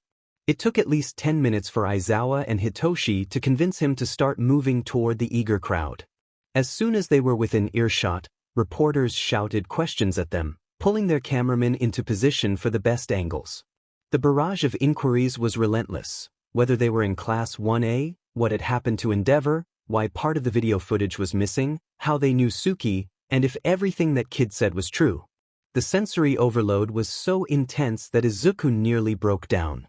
However, Hitoshi grabbed his hand, and together they charged through the crowd, leaving Aizawa to handle the press. Izuku felt a twinge of guilt for abandoning him but couldn't focus on that as he gasped for breath behind the gate. That experience had been the worst he had ever endured, and he doubled over, hands on his knees, trying to calm down. He expressed his disdain for the situation, stating how much he disliked crowds. Hitoshi, also struggling with the sensory overload, agreed with him. Once they managed to stand upright, they walked into the school. Izuku noticed many curious glances from other students, but no one approached him. He assumed everyone was aware that some members of Class 1A were responsible for the commotion, which seemed fair enough. When they reached Class 1A, Izuku and Hitoshi exchanged reassuring smiles before parting ways. As soon as Izuku pushed open the door, the entire Baku squad surrounded him. Kaminari exclaimed about the number of reporters outside, while Mina cheered about their newfound fame. Kirishima praised Izuku for his bravery the previous day, and Bakugo grunted in approval. Todoroki approached Izuku and offered a small smile, thanking him for his help. Izuku responded with gratitude, trying to shake off the awkward feeling in his gut. Suddenly, Aizawa appeared, commanding everyone's attention. He informed them that the number 2 hero, Endeavor, had been arrested. The room fell silent, and a few gasps echoed as the news sank in. Ida, ever the diligent student, asked why such a renowned hero had been arrested and what it had to do with Yue. Aizawa explained that Endeavor had been arrested for several serious offenses, including domestic abuse and attempted murder. The silence in the room was palpable as the weight of the revelations settled over them. After a moment, Ida protested, unable to believe that someone guilty of such crimes could be a hero. Aizawa responded that, unfortunately, it was more common than one might think. He continued, explaining that a group of UA students had orchestrated Endeavor's arrest, specifically a group from Class 1A. All eyes turned to Izuku, who nervously rubbed the back of his neck, feeling the pressure of their attention. Aizawa listed the names of those involved, including Bakugo, Kirishima, Kaminari, Ishido, and Todoroki. Momo expressed her disbelief, while Aizawa warned them that they were fortunate not to face expulsion for leaving school grounds without permission in the middle of the night. He activated his quirk, his expression turning serious as he warned them that if any of them repeated such behavior, they would face severe consequences. Kaminari, concerned for Izuku, questioned why he was not included in the warning. Izuku's eyes widened, fearing for Kaminari's safety. Aizawa explained that Izuku had years of real-world experience and was a well-known vigilante, making him uniquely qualified to handle such situations. Shiro interjected, curious about how Izuku's identity remained a secret despite the media frenzy. Aizawa clarified that the chief of police and a few other heroes were aware of Izuku's identity and had agreed not to disclose it, as revealing it could jeopardize his safety. He trusted the class to keep the secret, then instructed them to take out their homework, signaling the end of the discussion. The class groaned, and the rest of the day continued as usual. Aizawa was frustrated. For some inexplicable reason, Nizu had decided to hold a press meeting to address the swirling rumors. While it could have been a good idea, it meant that the teachers would bear the brunt of the blame for not adequately supervising their students. Aizawa also had to stay late and look presentable for the cameras, which felt like an unnecessary burden. He had sent Midoriya and Hitoshi home so they wouldn't have to wait for him and Hisashi. Nizu greeted the restless crowd, announcing that they were there to provide answers. Aizawa struggled to stay awake as Nizu spoke. Hisashi nudged him, jolting him back to attention. Nizu continued, explaining that Endeavor had been arrested thanks to evidence provided by certain UA students who were present at his residence during the incident. Young Shoto Todoroki had been hosting friends when the alarming events unfolded. One student had quickly decided to send the house's security footage to the police, prompting a swift response that led to Endeavor's apprehension. Aizawa could hear the reporters buzzing with questions. One of them inquired about Tsuki, the masked vigilante, who had sensed the disturbance and rushed to assist. Another reporter pressed for details about missing footage, which Nizu attributed to a technical error. The crowd demanded to know Tsuki's identity, but Nizu could only confirm that it remained a mystery. As Aizawa listened, he couldn't help but feel sympathy for Nizu, wishing he could just go home. For Izuku, leaving the building was simple since all the press were occupied in the auditorium. However, the absence of people on the street felt unsettling. Hitoshi seemed unfazed, so Izuku shrugged off the feeling. They walked in comfortable silence until Hitoshi abruptly stopped, recalling that he needed to grab something from the store. He promised to return quickly with lollipops for Eri and jogged off. Izuku continued down the street, trying to shake off the creeping sense of dread. Suddenly, he felt a chill run down his spine and turned to find a man with a menacing expression standing before him. The man rasped a question about why a kid like Izuku was out alone. Izuku nonchalantly replied that he was plotting against the League of Villains, turning the question back on the man. The man, Shigaraki, then declared he was there to teach Izuku a lesson. Izuku feigned ignorance, claiming he hadn't seen anyone like that around. Shigaraki, frustrated, lunged at him, but Izuku easily dodged. Just then, Toga's voice rang out from behind him, and she leaped at him with a knife, narrowly missing as he moved aside. Toga expressed disappointment that he didn't appreciate her previous gift, drawing Izuku's attention to the scar on his stomach. He made a quick escape, leaping into the air as Shigaraki closed in. The two collided on the pavement, and Izuku rolled away, feeling the pain in his injured shoulder. Shigaraki shouted in anger, threatening Izuku as he and Toga charged at him. Izuku decided to run toward them, knowing it would confuse them just long enough for him to flip over their heads and land safely behind them. Shigaraki looked furious, while Toga appeared overly excited. Izuku realized he stood little chance against Shigaraki's quirk and Toga's unpredictable nature. Just as he prepared to make another move, he heard Hitoshi's voice approaching. Hitoshi joked about not waiting up, and as he reached Izuku, he feigned surprise at the situation. Izuku shot him an incredulous look, but Hitoshi was too busy laughing at his own joke to notice the tension. The villain stood awkwardly, clearly annoyed by being ignored. Hitoshi then turned to them, pretending to be puzzled by Toga's outfit. Toga began to explain, but her expression suddenly went blank. Hitoshi smirked and declared they should attack. He grabbed Izuku's arm just as Toga leaped onto Shigaraki, who shouted in frustration. As the two boys made their escape, Shigaraki vowed to get them next time, insisting he had eyes everywhere. After what felt like an eternity for Aizawa, he and his husband finally returned home. As soon as they walked through the door, Aizawa sensed something was off. There was a tension in the air, as if something significant had happened while they were away. Hitoshi greeted them from the couch, where he and Eri were enjoying lollipops, while Midoriya appeared to be lost in thought. Aizawa's husband, Hizashi, laughed and asked what had happened to Midoriya. At the sound of his name, Midoriya jerked his head in their direction, settling down but still appearing a bit tense. Hitoshi suggested that Midoriya was probably still shaken from their walk home. Aizawa, steeling himself for the worst, inquired about what had happened. Hitoshi glanced at Midoriya, seemingly leaving it up to him to explain. Midoriya sighed and revealed that Shigaraki and Toga had attacked him on their way home. Aizawa felt the color drain from his face. Shigaraki had targeted Midoriya directly, which was concerning. Hizashi panicked, asking if Midoriya was all right. Midoriya mumbled that they were fine but added that Shigaraki was after him and wouldn't stop until he succeeded. He glanced at Eri, prompting Aizawa to ask her to play in her room for a little while so they could talk. Eri huffed but went upstairs, listening to Aizawa. With Eri gone, Aizawa raised an eyebrow at Midoriya, who had no excuse to avoid the conversation. Midoriya explained that Shigaraki had told him he would get him next time, claiming to have eyes everywhere. He insisted that he needed to put a stop to it or he would be in serious danger. Aizawa firmly stated that Midoriya could not take on the entire League of Villains alone, despite his power.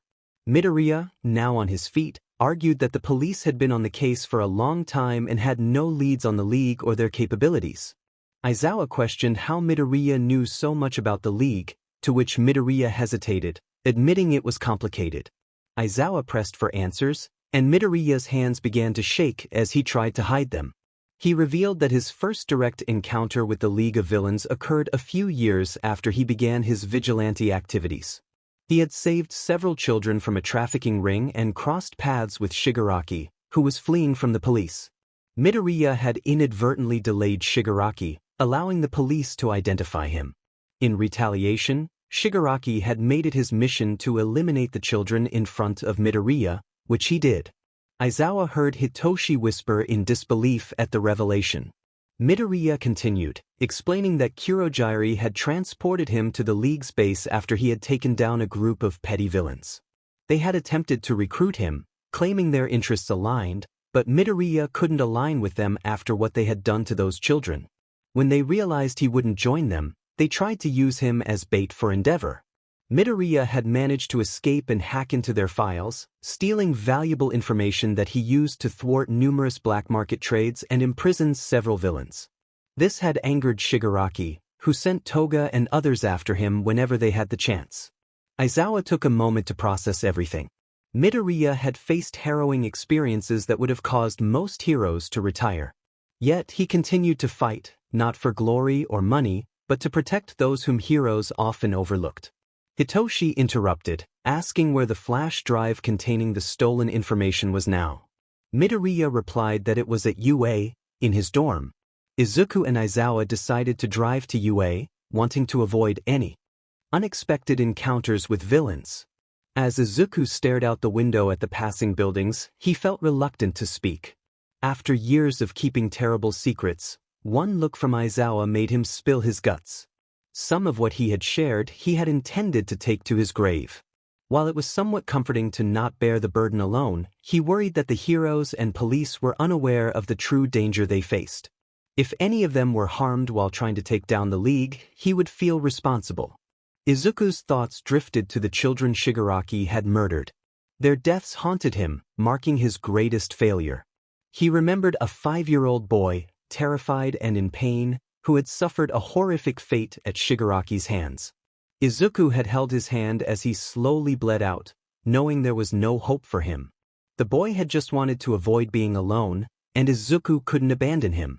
He remembers the moment when the child's grip on his wrist loosened, the light fading from their eyes. Izuku doesn't notice the tears streaming down his face until Aizawa gently taps his shoulder. He asks if Izuku is okay, and Izuku responds with a shaky breath, insisting he is fine. Aizawa can tell he is lying but respects his silence, understanding that the teen feels guilty for having pushed Izuku to open up just moments before.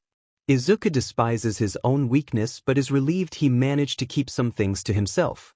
They arrive at the school, and Izuku climbs the ladder to his balcony, eager to avoid any prying classmates. He quietly opens the door and steps inside. The flash drive rests on his bed, exactly where he left it. He is grateful that none of his classmates have dared to snoop around his room, as it could have easily been taken. Izuku exits his dorm as quietly as he entered, bypassing the ladder once more. Aizawa gives him a knowing look but turns back to the car as they drive away from the school. Aizawa inquires about the contents of the flash drive, and Izuku clutches it tightly, revealing that it contains a variety of information. He reflects on the night his warehouse was raided and the sensitive data he had left unsecured. When he asks Aizawa if they found his computer during the raid, Aizawa confirms they did. Izuku explains that everything on the computer is now on the flash drive, along with some additional files. Aizawa grumbles about the lack of specifics, and Izuku playfully admits that he wasn't aiming for clarity. He wonders if he will ever get his computer back, to which Aizawa responds that if it hasn't been returned yet, it likely won't be. They must not have found anything significant, or they would have summoned him for questioning. Izuku feels a surge of relief, realizing his fail-safe worked. Aizawa raises an eyebrow, questioning whether Izuku truly installed a fail-safe on his computer. Izuku explains that with the sensitive information stored on it, he couldn't risk it falling into the wrong hands. He had programmed it to delete all data if the wrong passcode was entered, and he kept the flash drive close due to his tendency to make mistakes. He hadn't expected the police to try guessing his passcode. Aizawa informs him that the computer's contents were sent to the Purple Revolution Agency for examination. Izuku is taken aback, asking why it would go to them. Aizawa explains that Hizashi had seen some information related to the League of Villains before the computer shut down, and the agency already had a file on them. Hizashi thought they could benefit from any additional details. Izuku's frustration grows as he realizes that a hero agency has information on the League but hasn't acted on it. Aizawa reassures him that they lack sufficient evidence to take action. He urges Izuku to stop underestimating heroes, noting that not all of them are as clueless as he believes. Aizawa smirks, mentioning that the agency has made significant progress in recent months, though they are keeping it discreet. Izuku sighs, wishing he had known this sooner. He concedes that perhaps heroes aren't as incompetent as he once thought, and Aizawa playfully pretends to be offended by his admission. Ignoring him, Izuku contemplates how their combined information could potentially bring down the League. He just needs to ensure that his extensive research doesn't lead to trouble. Aizawa presses him for details about what he has, but Izuku simply replies that he will find out soon enough, relishing the thrill of teasing the heroes. Hitoshi was still shaken. That encounter had been terrifying. 2 members of the League of Villains had been right in front of them, and he had genuinely feared for his life. He couldn't believe that girl had fallen for his quirk. The confusion tactic had worked surprisingly well under the circumstances. He clung to Midoriya's arm until they reached their house, even though they could have arrived faster without the hold. Once they were safely inside, Hitoshi exclaimed, frustrated, that he had only stepped away for a moment, and Midoriya had already gotten into trouble with the League of Villains. Midoriya clarified that it had been more like 20 minutes and that the villains had been aware of him long before today. Hitoshi, confused, pressed for clarification, and Midoriya explained that his relationship with the League was complicated. Hitoshi remarked that it sounded as if Midoriya had a history with them, to which Midoriya shrugged. Hitoshi gave him an unimpressed look as Midoriya elaborated on their dynamic. They took lives while he saved them, they made plans he disrupted, and they sought to recruit vigilantes, of which he was one. Hitoshi was astonished to learn that Midoriya had faced off against such a notorious group multiple times at his age. Midoriya recounted that Toga had been responsible for his capture by Aizawa and had inflicted a significant scar on him. He mentioned that this scar had previously been earned from an unnamed assailant, so it was nice to finally associate a name with the injury. Hitoshi, in disbelief, commented on how messed up the situation was, and Midoriya laughed in agreement. Aizawa and Izuku returned home quickly, where Hizashi was in the living room, struggling to turn on a large computer he had found. He greeted them with enthusiasm, asking how it had gone. Midoriya feigned excitement, stating that the mission was a success. Aizawa approached the computer and pressed the power button, causing the screen to light up. Hizashi looked at him as if he had performed a miracle, clearly not adept with technology. Midoriya stood beside Aizawa, offering him a flash drive, which Aizawa took and inserted into the USB port. The drive appeared on the screen, revealing a chaotic array of files, images, and records that even Aizawa found challenging to navigate. Midoriya rolled his eyes and took control, quickly organizing the mess. Aizawa could see labeled folders such as League of Villains information, Hero Patrol routes, Quirk database, Support item blueprints, Hero analysis, Villain analysis, Black market information, Study materials, Coffee tutorials, CPR and first aid, Bank account information, and Hero fights analysis. Each folder contained numerous documents or videos, and Aizawa realized that if any of this fell into the wrong hands, the heroes would be in serious trouble. Aizawa muttered in surprise at the volume of information, and Hitoshi, standing behind him, questioned the presence of coffee tutorials among the files. Aizawa wondered when Hitoshi had even arrived. Midoriya explained that he had previously worked as a barista at a cafe, and since he had been on his own since he was 7, he had started with no knowledge of coffee. When Hitoshi asked why he had chosen to work at a cafe, Midoriya replied that it was a good source of information, as some well-known heroes frequented the place and tended to speak loudly. Aizawa felt a flush of embarrassment at the thought of the confidential information he and Hawks might have inadvertently shared with Midoriya. Noticing everyone's gaze on him, he blushed even more and defensively questioned how he could have known someone was listening. Hizashi rolled his eyes at Aizawa's reaction, prompting Aizawa to redirect the conversation back to the computer. He asked Midoriya what information he had gathered on the League of Villains. Midoriya opened the League of Villains folder, revealing a multitude of additional folders on the screen, smirking as he assured Aizawa that he had everything they could possibly need. Izuku and Aizawa were back in the car, heading towards the Purple Revolution Agency. Before reaching their destination, they made a quick stop to pick up a certain oversized hero. Hawks had not been informed about their plans, leaving him completely unaware of the reason for his pickup. As they arrived at Hawk's apartment, he jumped out of his second-story window. Izuku couldn't blame him. Stairs were never the easiest option. The winged hero hopped into the back seat, and they continued on their way to Aizawa's agency. Hawks asked where they were headed, to which Aizawa curtly replied, "Purple Revolution." Hawks groaned at the mention of the agency, expressing his reluctance to meet Chest-Hair Dude, referring to his Purple Highness.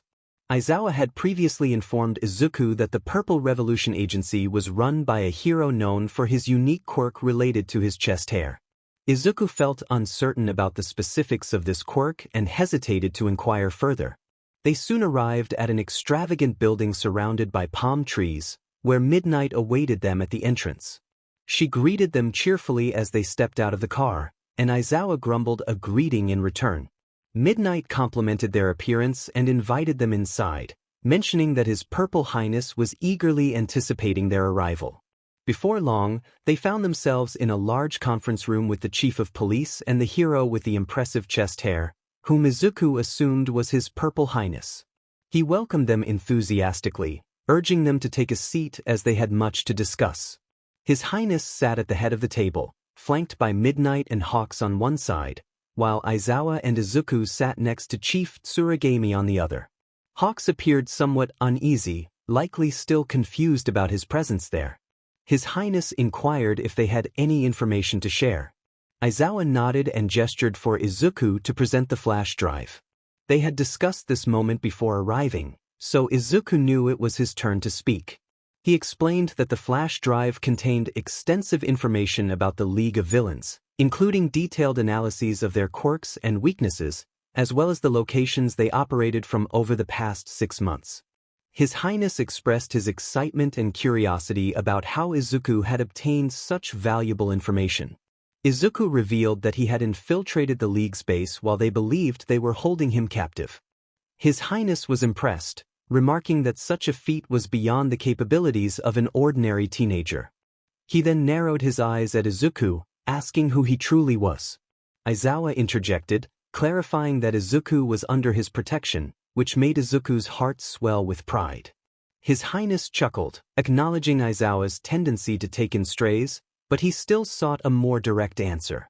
Chief Tsuragami interrupted, stating that the details of Izuku's identity were not relevant, respecting the confidentiality of the situation.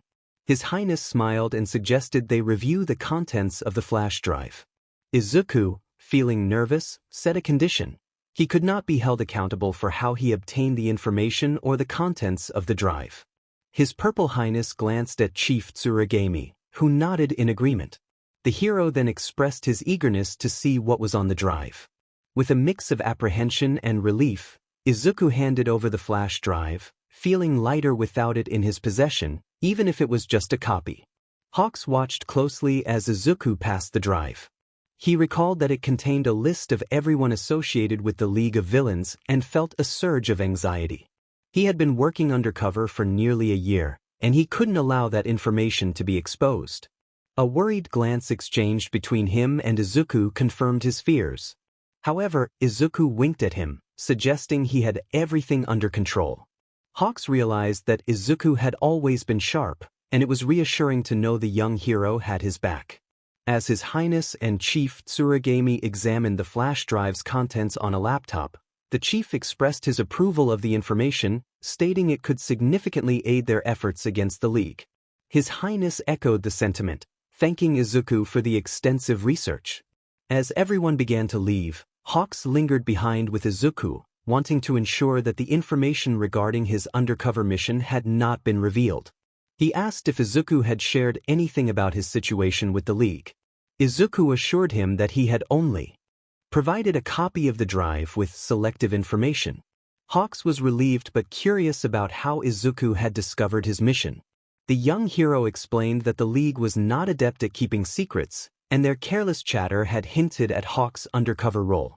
Initially angry, Izuku had come to understand Hawks' true character after their meeting.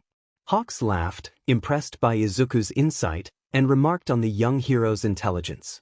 Izuku, with a deadpan expression, teased Hawks about being a bird brain before walking away, leaving Hawks momentarily speechless. He marveled at how remarkable Izuku truly was. Izuku couldn't help but suppress a smile as he raced after Aizawa, reminding himself to play it cool. The sight of Hawks' flustered face was too amusing. As they exited the building, Aizawa grumbled about the delay, and Izuku casually mentioned he was just having a little fun. Aizawa chuckled at Hawks' dramatic entrance into the back seat of the car, where Hawks exclaimed his surprise at not being left behind. Aizawa pointed out that Hawks had wings, to which Hawks admitted his laziness. Their playful banter continued, and soon they were on their way home. Upon their arrival, Aizawa posed a question to Izuku about helping to take down the League of Villains. A menacing grin spread across Izuku's face as he confidently declared that nothing could stop him. A week later, the Purple Revolution contacted Izuku and Aizawa with a plan to infiltrate the League's base, apprehend criminals, and gather incriminating evidence. Izuku's research had pinpointed the locations of their hideouts, and a force of heroes was being assembled to confront each member of the League. The plan seemed straightforward, but Izuku had his own agenda, one that could jeopardize his budding hero career. He was determined that Shigaraki would pay for his actions. The heroes gathered at the Purple Revolution Agency for a briefing before the battle. Aizawa, Yamada, and Izuku found themselves in the conference room alongside All Might, Hawks, and Midnight. Each hero was assigned a League member to confront, with the plan depending on the assumption that only 6 members would be present at the base. The matchups were laid out: All Might against Shigaraki, Eraserhead against Kurogyri, Present Mike against Spinner, Hawks against Dabi, Midnight against Mustard, and Tsuki against Toga. Izuku felt uneasy about the agency's strategy. Some of the pairings seemed ill-conceived, especially since Toga had bested him in previous encounters. Having just recovered from his injuries, he was not eager for a repeat. Just as he was about to voice his concerns, Aizawa dismissed them to prepare. The agency was underestimating the League of Villains. With only one hero assigned to each villain, the odds were not in their favor. If even one hero fell, the villains would seize the advantage. That was why Izuku had made his own preparations, knowing the other heroes might not approve, but feeling he had no other choice. He opened his phone and sent out a message: "It's go time." Meanwhile, Todoroki had been waiting for Midoriya's message all day. With his father absent, he was no longer subjected to grueling training sessions. Though he still trained, it was less frequent and more relaxed. However, the lack of intensity left him with too much free time, leading to hours of aimless staring. So, when he received Midoriya's text about a mission, he eagerly accepted. As he felt his phone buzz in his pocket, Todoroki read the message: "It's go time." Taking a deep breath, he set out toward the League of Villains base. Bakugo was itching for a fight. After weeks of being avoided by Izuku, he was baffled when Izuku asked if he wanted to join in taking down a group of villains. Bakugo couldn't believe the audacity of his classmate, who had the nerve to suggest he needed to train. Despite his annoyance, he agreed, not wanting to appear scared. When his phone buzzed, Bakugo read the message: "It's go time." With determination, he prepared for the battle ahead. Tsuki and the heroes arrive at the base, an old bar situated in the poorest part of the city. Next door, a construction site buzzes with activity, and a dense forest looms a short distance behind the building. It's the perfect battleground. The group of heroes assembles at the front door of the structure. Hawks knocks and announces his arrival with a playful remark about pizza d'Elvirwai. All Might, ever the eager one, smashes down the door, sending splinters flying. Tsuki thinks about how he wouldn't have approached it that way, but there's no time for second-guessing. As the dust settles, each hero spots their target. Tsuki locks eyes with Shigaraki. Suddenly, a foul odor fills the room, making it hard for everyone to breathe. Shigaraki yells at Mustard for the unpleasant smell, and Kurogyari quickly opens a warp gate, swallowing them all in an instant. In the blink of an eye, everyone finds themselves outside. The heroes are met with the familiar faces they expected, but All for One has also made an appearance. All Might, in his typical fashion, charges at All for One without a second thought. All for One catches the punch aimed at him, and a powerful gust of wind sweeps across the battleground. The heroes and villains scatter, seeking new positions away from their leaders. Tsuki watches as the heroes disperse, but his focus remains on Shigaraki, who makes a break for the nearby forest. Determined not to let him escape, Tsuki digs his toes into the ground and propels himself forward. He's almost there when a thunderous shout from Present Mike sends a rush of wind past him, lifting him off his feet. With a sudden force, Tsuki latches onto Shigaraki's shirt, and they tumble into a chaotic heap. Quickly scrambling away from the villain's grasp, Tsuki prepares to put his long-planned strategy into action. The two stand facing each other. Shigaraki sneers, questioning Tsuki's intentions. Tsuki, gritting his teeth, insists that he is not a hero. He knows that no one will accept him as such after what he plans to do today. Shigaraki taunts him, reminding him that he is just a vigilante, not getting paid for his efforts. He mocks Tsuki's youth and questions the cleanliness of his own hands, suggesting they harbor many diseases. Tsuki retorts, expressing his disgust for Shigaraki's actions and the innocent lives lost. Shigaraki dismisses Tsuki's anger, claiming it was merely payback for getting in his way. Tsuki, fed up with the villain's words, resolves that he will not let Shigaraki harm anyone else. Midnight stands confidently before Mustard, ready to confront him. She knows his quirk allows him to emit a sleep-inducing gas, but she is nearly immune to such toxins. However, Mustard has a handgun, which complicates things. Midnight reveals her bullwhip, snapping it to the side as she approaches. She declares that it's futile to fight her and warns him to submit or face consequences. From the smog, Mustard responds defiantly, and 2 gunshots ring out. One bullet narrowly misses her ear, while the other grazes her upper arm, leaving a mark on her costume. The pain invigorates her, fueling her adrenaline as she closes the distance between them. With a swift crack of her whip, she disarms Mustard, sending his revolver clattering to the ground. Frustrated, he shouts in anger. Midnight seizes the moment, releasing a cloud of sleeping gas as she charges at him. In the midst of his flailing, she manages to grab the front of his gas mask and yanks it off. Mustard collapses, unconscious. Looking down at the young boy, Midnight reflects on his potential to become a great hero. She recognizes the pressures he must have faced, much like she did in her youth. If only someone had intervened before he chose this dark path. With a mix of concern and empathy, she picks him up and heads toward one of the ambulances on standby. She hopes he will be fine, but she feels a connection to him, shuddering at the thought of how her life could have taken a similar turn with different choices. Aizawa watched as Midoriya dashed after Shigaraki when All Might left his position. That reckless kid was putting himself in danger. A person without a quirk was ill-equipped to confront someone who could disintegrate anything he touched. If only he could reach Shigaraki, he might be able to neutralize the villain's powers long enough for Midoriya to gain the upper hand. However, to do that, he needed to deal with Kurogyari first. While All Might think he was above the plan, Aizawa was fully aware of the stakes. He could only hope that Midoriya could hold his own for the time being. It seemed that Hizashi shared the same thought, as he quickly joined Aizawa's side after easily subduing the movements of the villain before them. Hizashi shot Aizawa a brief glance, prompting the underground hero to cover his ears. Hizashi unleashed a powerful shout, causing the ground to tremble under the force of his quirk. The wind from his voice was so strong it rivaled All Might's power, yet Kurogyari appeared unaffected, his fog merely swirling in the gust. Aizawa shook off his distracting thoughts and focused on the villain before him. He knew Kurogyari had a physical form hidden beneath the fog, which meant he could potentially use his quirk.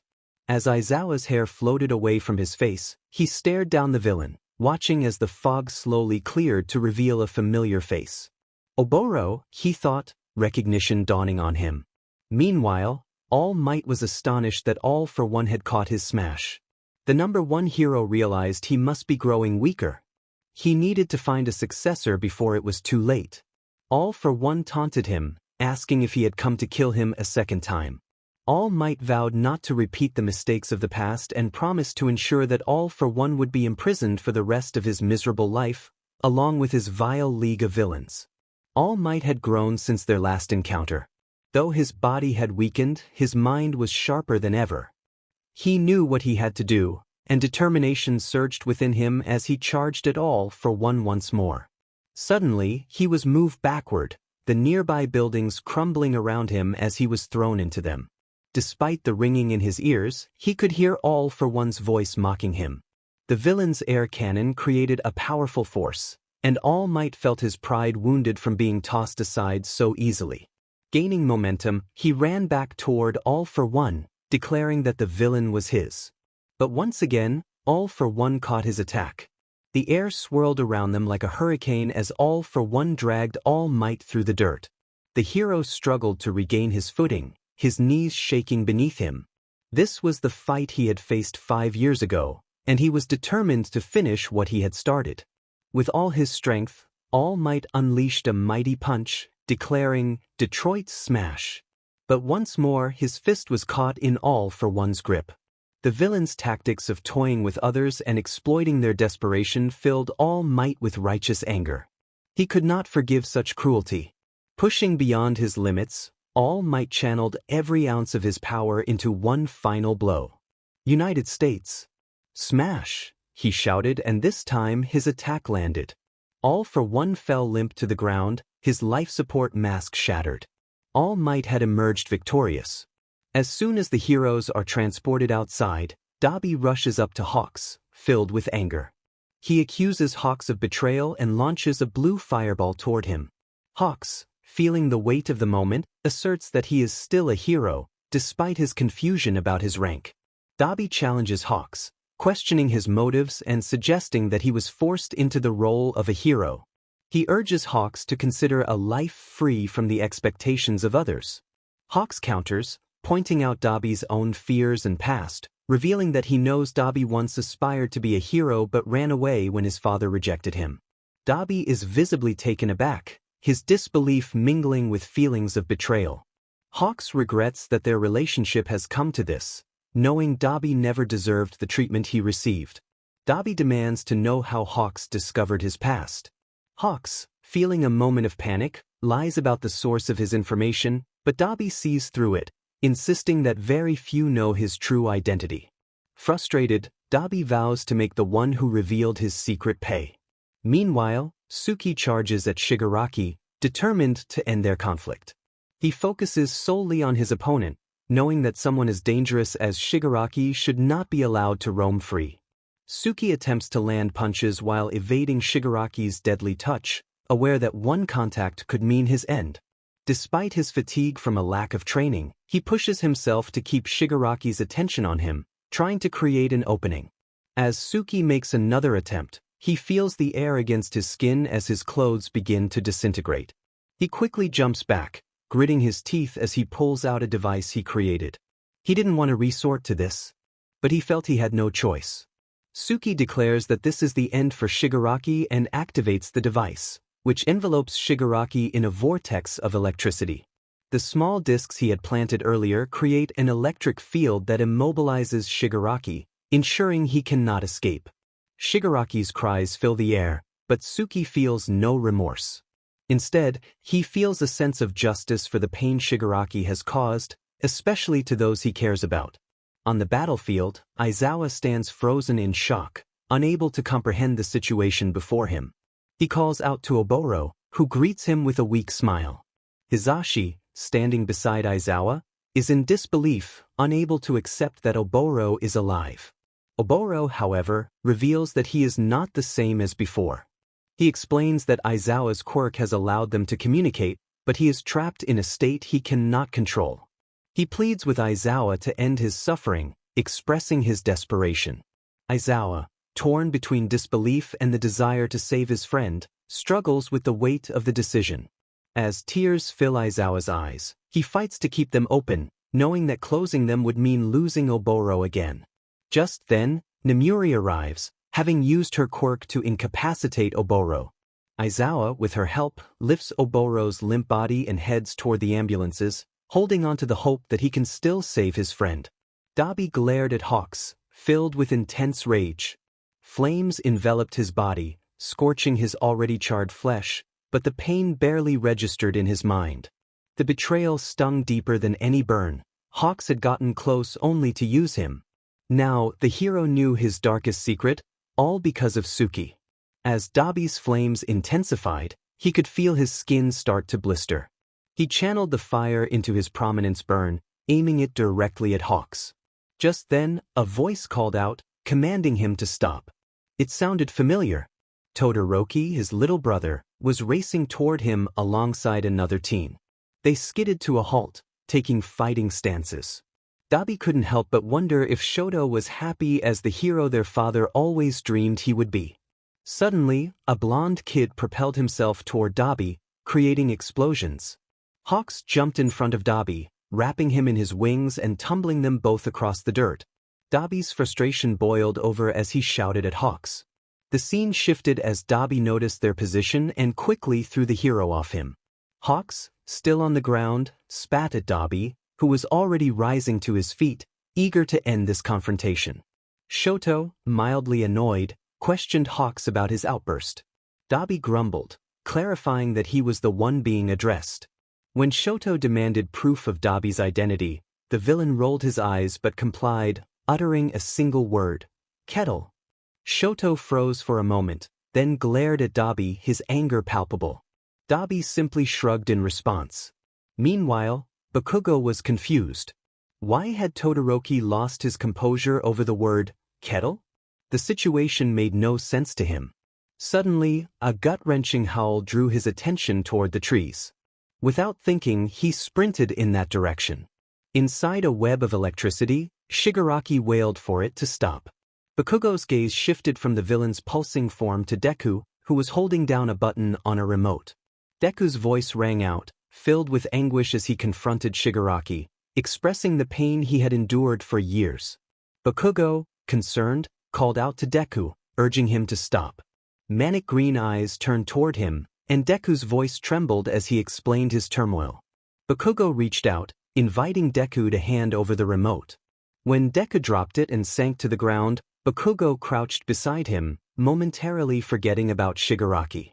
He tried to reassure Deku, placing a hand on his knee. But when he noticed the wetness on his hand, he pulled back in shock. It was blood.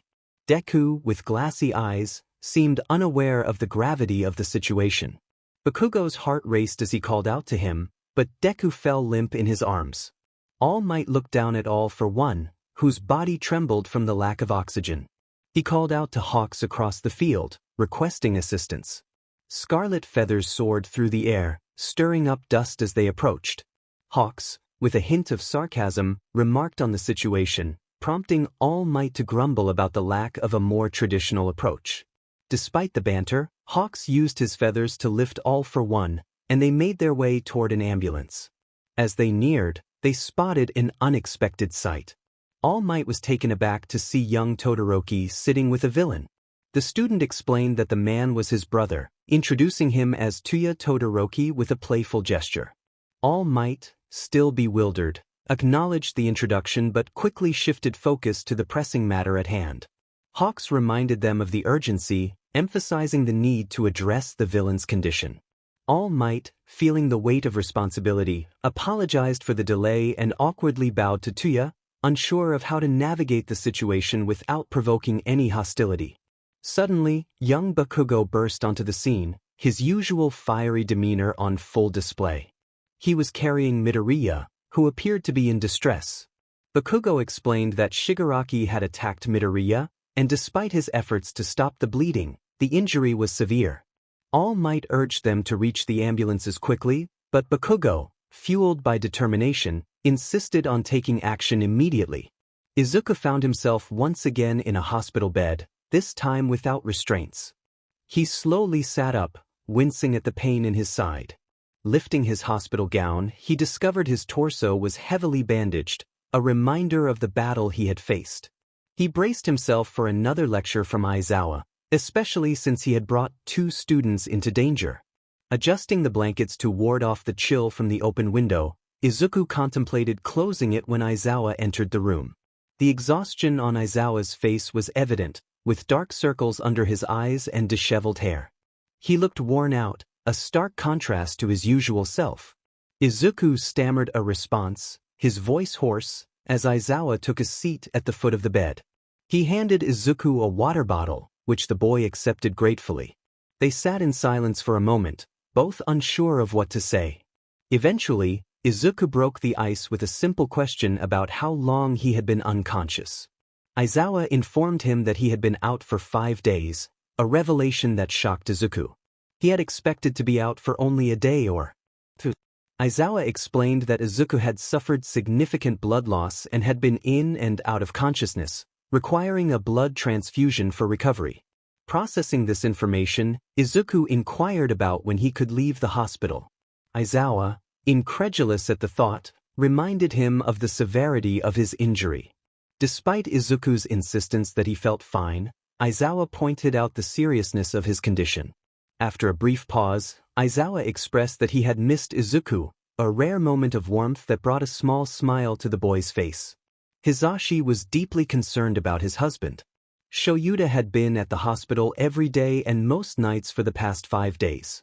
When he learned that Midoriya was in shock, he became frantic. Each day, he would sit by Midoriya's bed, sharing stories about school.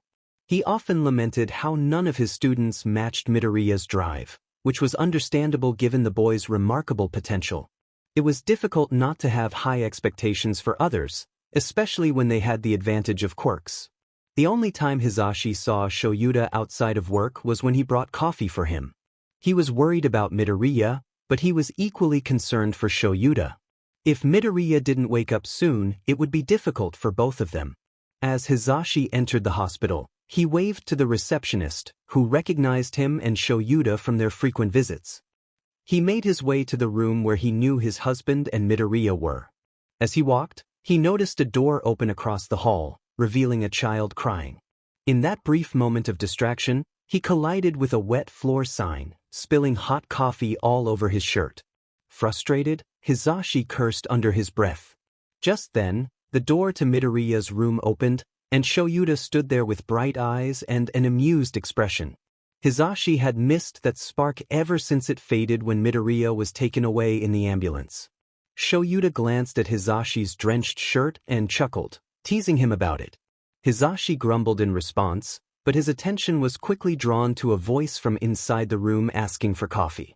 He froze, his eyes widening with excitement. He squeezed past Shoyuta into the room, his heart soaring at the sight of the green-haired boy smiling at him.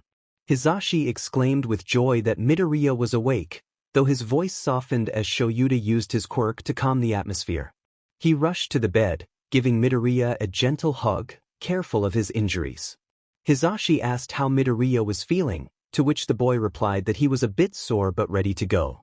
Hisashi knew he was being brave, just like Shoyuta, both too stubborn to admit their pain and their shared dislike of hospitals. Determined to ensure Midoriya's well-being, Hisashi announced he would fetch a doctor for a checkup, knowing the boy would likely try to leave without one. He exited the room, closing the door softly behind him, taking a deep breath to contain his excitement and relief. Midoriya was okay. The weight of worry lifted from his chest. After some mild persuasion, the doctor finally agreed to let Midoriya go home, provided he took it easy, stayed hydrated, and had someone watching over him. Eager to leave the hospital, Midoriya readily agreed. The ride home was uncomfortable. Every bump in the road sent jolts of pain through Midoriya's body, causing him to grit his teeth and let out a soft whine. Aizawa reassured him that they were almost home. As Midoriya rolled down the window, he caught sight of the site where everything had happened 5 days ago. He gasped at the sight of the building reduced to rubble, the area in disarray. The construction site next door was completely wrecked, and the trees were in chaos, some uprooted and others snapped in half. Midoriya couldn't help but laugh, the absurdity of the destruction overwhelming him. The laughter hurt his ribs, but it felt good to release the tension. It was a miracle they had all made it out alive, despite the part of him that felt lost in that field. As the car stopped at a light, a police officer approached, questioning whether he found the situation amusing. Midoriya took a deep breath, trying to suppress his laughter, but as the light turned green and they continued home, he let out a hearty laugh, tears streaming down his face. Gradually, the laughter faded, leaving him with a mix of emotions. He reflected on his feelings of guilt and confusion. He had wanted to help, but had he only caused more suffering? He could blame the circumstances or even Shigaraki, but that would mean shifting responsibility. Deep down, he feared he was becoming the very thing he fought against. As they pulled into the driveway, he noticed Aizawa's concerned gaze in the rearview mirror, likely bewildered by Midoriya's emotional roller coaster. Stepping out of the car, Midoriya leaned against the door, feeling lightheaded as blood rushed from his face. He swayed, losing his grip, but strong arms caught him, and darkness enveloped him as he lost consciousness. That nerd had gotten himself injured again, and it was serious this time. Mr. Aizawa informed the class that Deku would be coming home from the hospital today, which naturally led to the entire class wanting to visit him. However, Bakugo thought it was a foolish idea. Who would want a bunch of loud, obnoxious classmates hovering around after coming back from the hospital? He certainly wouldn't. So, Bakugo decided to go see Deku by himself a few hours before everyone else because there were some things they needed to sort out. He called out to his guardian as he left, announcing his intention to visit Deku and dismissing any concern about waiting up. With a slam of the door, he headed toward Mr. Aizawa's house. It had been much more convenient when Deku lived just down the street, but Bakugo figured this new arrangement was better for him. After about 20 minutes, Bakugo arrived at the house. He felt his palms grow sweaty and wiped them on his pants, determined not to let his nerves get the best of him. He knocked on the door, and a moment later, a familiar boy with purple hair and a tired expression opened it. Bakugo acknowledged him with a nod, and the boy invited him inside. He stepped into a spacious living area and spotted a bundle of blankets on the couch, with a mop of green hair peeking out. The purple-haired boy gestured for Bakugo to take a seat next to the couch before leaving the room. Bakugo approached Deku, who was asleep. He looked much like he did in their childhood, but Bakugo pushed those thoughts aside. It had come here for a reason, but he couldn't quite remember what it was. Suddenly, the blankets shifted, and Deku's emerald eyes blinked open. Startled, he jumped off the couch and landed on the floor, wincing in pain. Bakugo stood up, unsure of what to do. Deku, catching his breath, asked why Bakugo was there. Bakugo responded with frustration, reminding him of the incident where Deku had nearly harmed someone. He insisted that Deku couldn't be fine after everything that had happened. Deku flinched at Bakugo's words and pointed out that it didn't really answer his question. Bakugo admitted he was trying to make up for being a bad friend and expressed his regret for past actions. Deku smirked, teasing Bakugo about his sudden change in demeanor. Bakugo, feeling a mix of annoyance and relief, sat down next to Deku on the couch. They fell into an awkward silence, which was unusual for them. Bakugo finally broke the tension, urging Deku to speak up about what was bothering him. Deku explained that he had changed since they were kids. He used to talk a lot to distract others from his struggles, but now he felt different. He reflected on his journey as a vigilante, admitting that he had traded one mask for another. While he found purpose in saving others, he also craved acceptance and love, which he had found in the towns he patrolled. However, he acknowledged that every good thing had its downsides. The League of Villains had been a constant threat, making his life difficult. Bakugo asked if that was why Deku had tried to confront Shigaraki. Deku clarified that he initially wanted to capture him but eventually let his anger take over, creating a plan fueled by vengeance. He revealed that he had crafted a device to trap Shigaraki, intending to make him suffer as he had suffered. But it was Bakugo's intervention that had stopped him, leading Deku to express his gratitude for Bakugo's concern, even though he felt like a villain. Bakugo firmly stated that Deku was not a villain. One mistake didn't erase all the good he had done. He had saved countless lives at great personal risk, and he hadn't harmed Shigaraki, who was now safely imprisoned. Just as the conversation was deepening, All Might burst through the front door without knocking, sending loose papers flying around the room. Mr. Aizawa, visibly annoyed, entered from another room, grumbling about the mess. All Might, undeterred, expressed his desire to speak with Deku about something important. Deku sighed, asking what All Might wanted. The hero proclaimed that he wished to grant Deku his power, believing him worthy of inheriting his quirk. Bakugo's jaw dropped at the unexpected announcement. Aizawa's eyes widened in disbelief. Deku appeared unfazed, expressing his disinterest in the situation.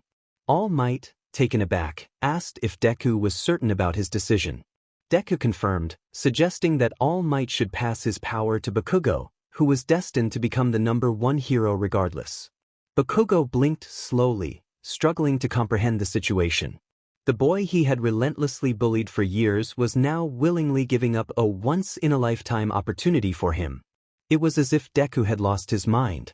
Deku explained that he had considered taking drastic measures against Shigaraki, but he recognized that Bakugo would never resort to such actions. He acknowledged his own lack of control over the power and mentioned that it would not align with his ideals.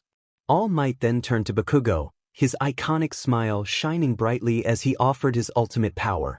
The weight of the moment settled on Bakugo. With this power, he could secure his place as the top hero. Yet he wondered if he could truly live up to All Might's legacy. Deku encouraged Bakugo, expressing his unwavering belief in him. After a moment of contemplation, Bakugo agreed to accept the challenge. All Might, filled with enthusiasm, urged him to take the leap. Bakugo was taken aback by the suddenness of the offer, but he felt a surge of determination. The entirety of Class 1A graduated and was moved into hero agencies, working tirelessly to keep the city safe. Izuku and Hitoshi joined Aizawa's agency, preferring to operate away from the spotlight. Kaken rose to become the #1 hero after All Might's retirement, even establishing his own agency. While his anger had lessened, his fierce confidence remained. Todoroki achieved the rank of #2 hero, boasting the highest rate of civilian recoveries, having not lost a single person to disaster. Eri enrolled at UA, joining the General Studies course with aspirations of becoming a healer like Recovery Girl. Inspired by the way Recovery Girl had helped Izuku countless times, her goal was to assist others in need. Izuku and Hitoshi moved out of their family home into an apartment in the bustling part of the city, eager to be close to those they could help. The journey to this point had been filled with challenges and trauma, yet Izuku felt a deep sense of pride in his accomplishments. He believed his mother would be proud of him too.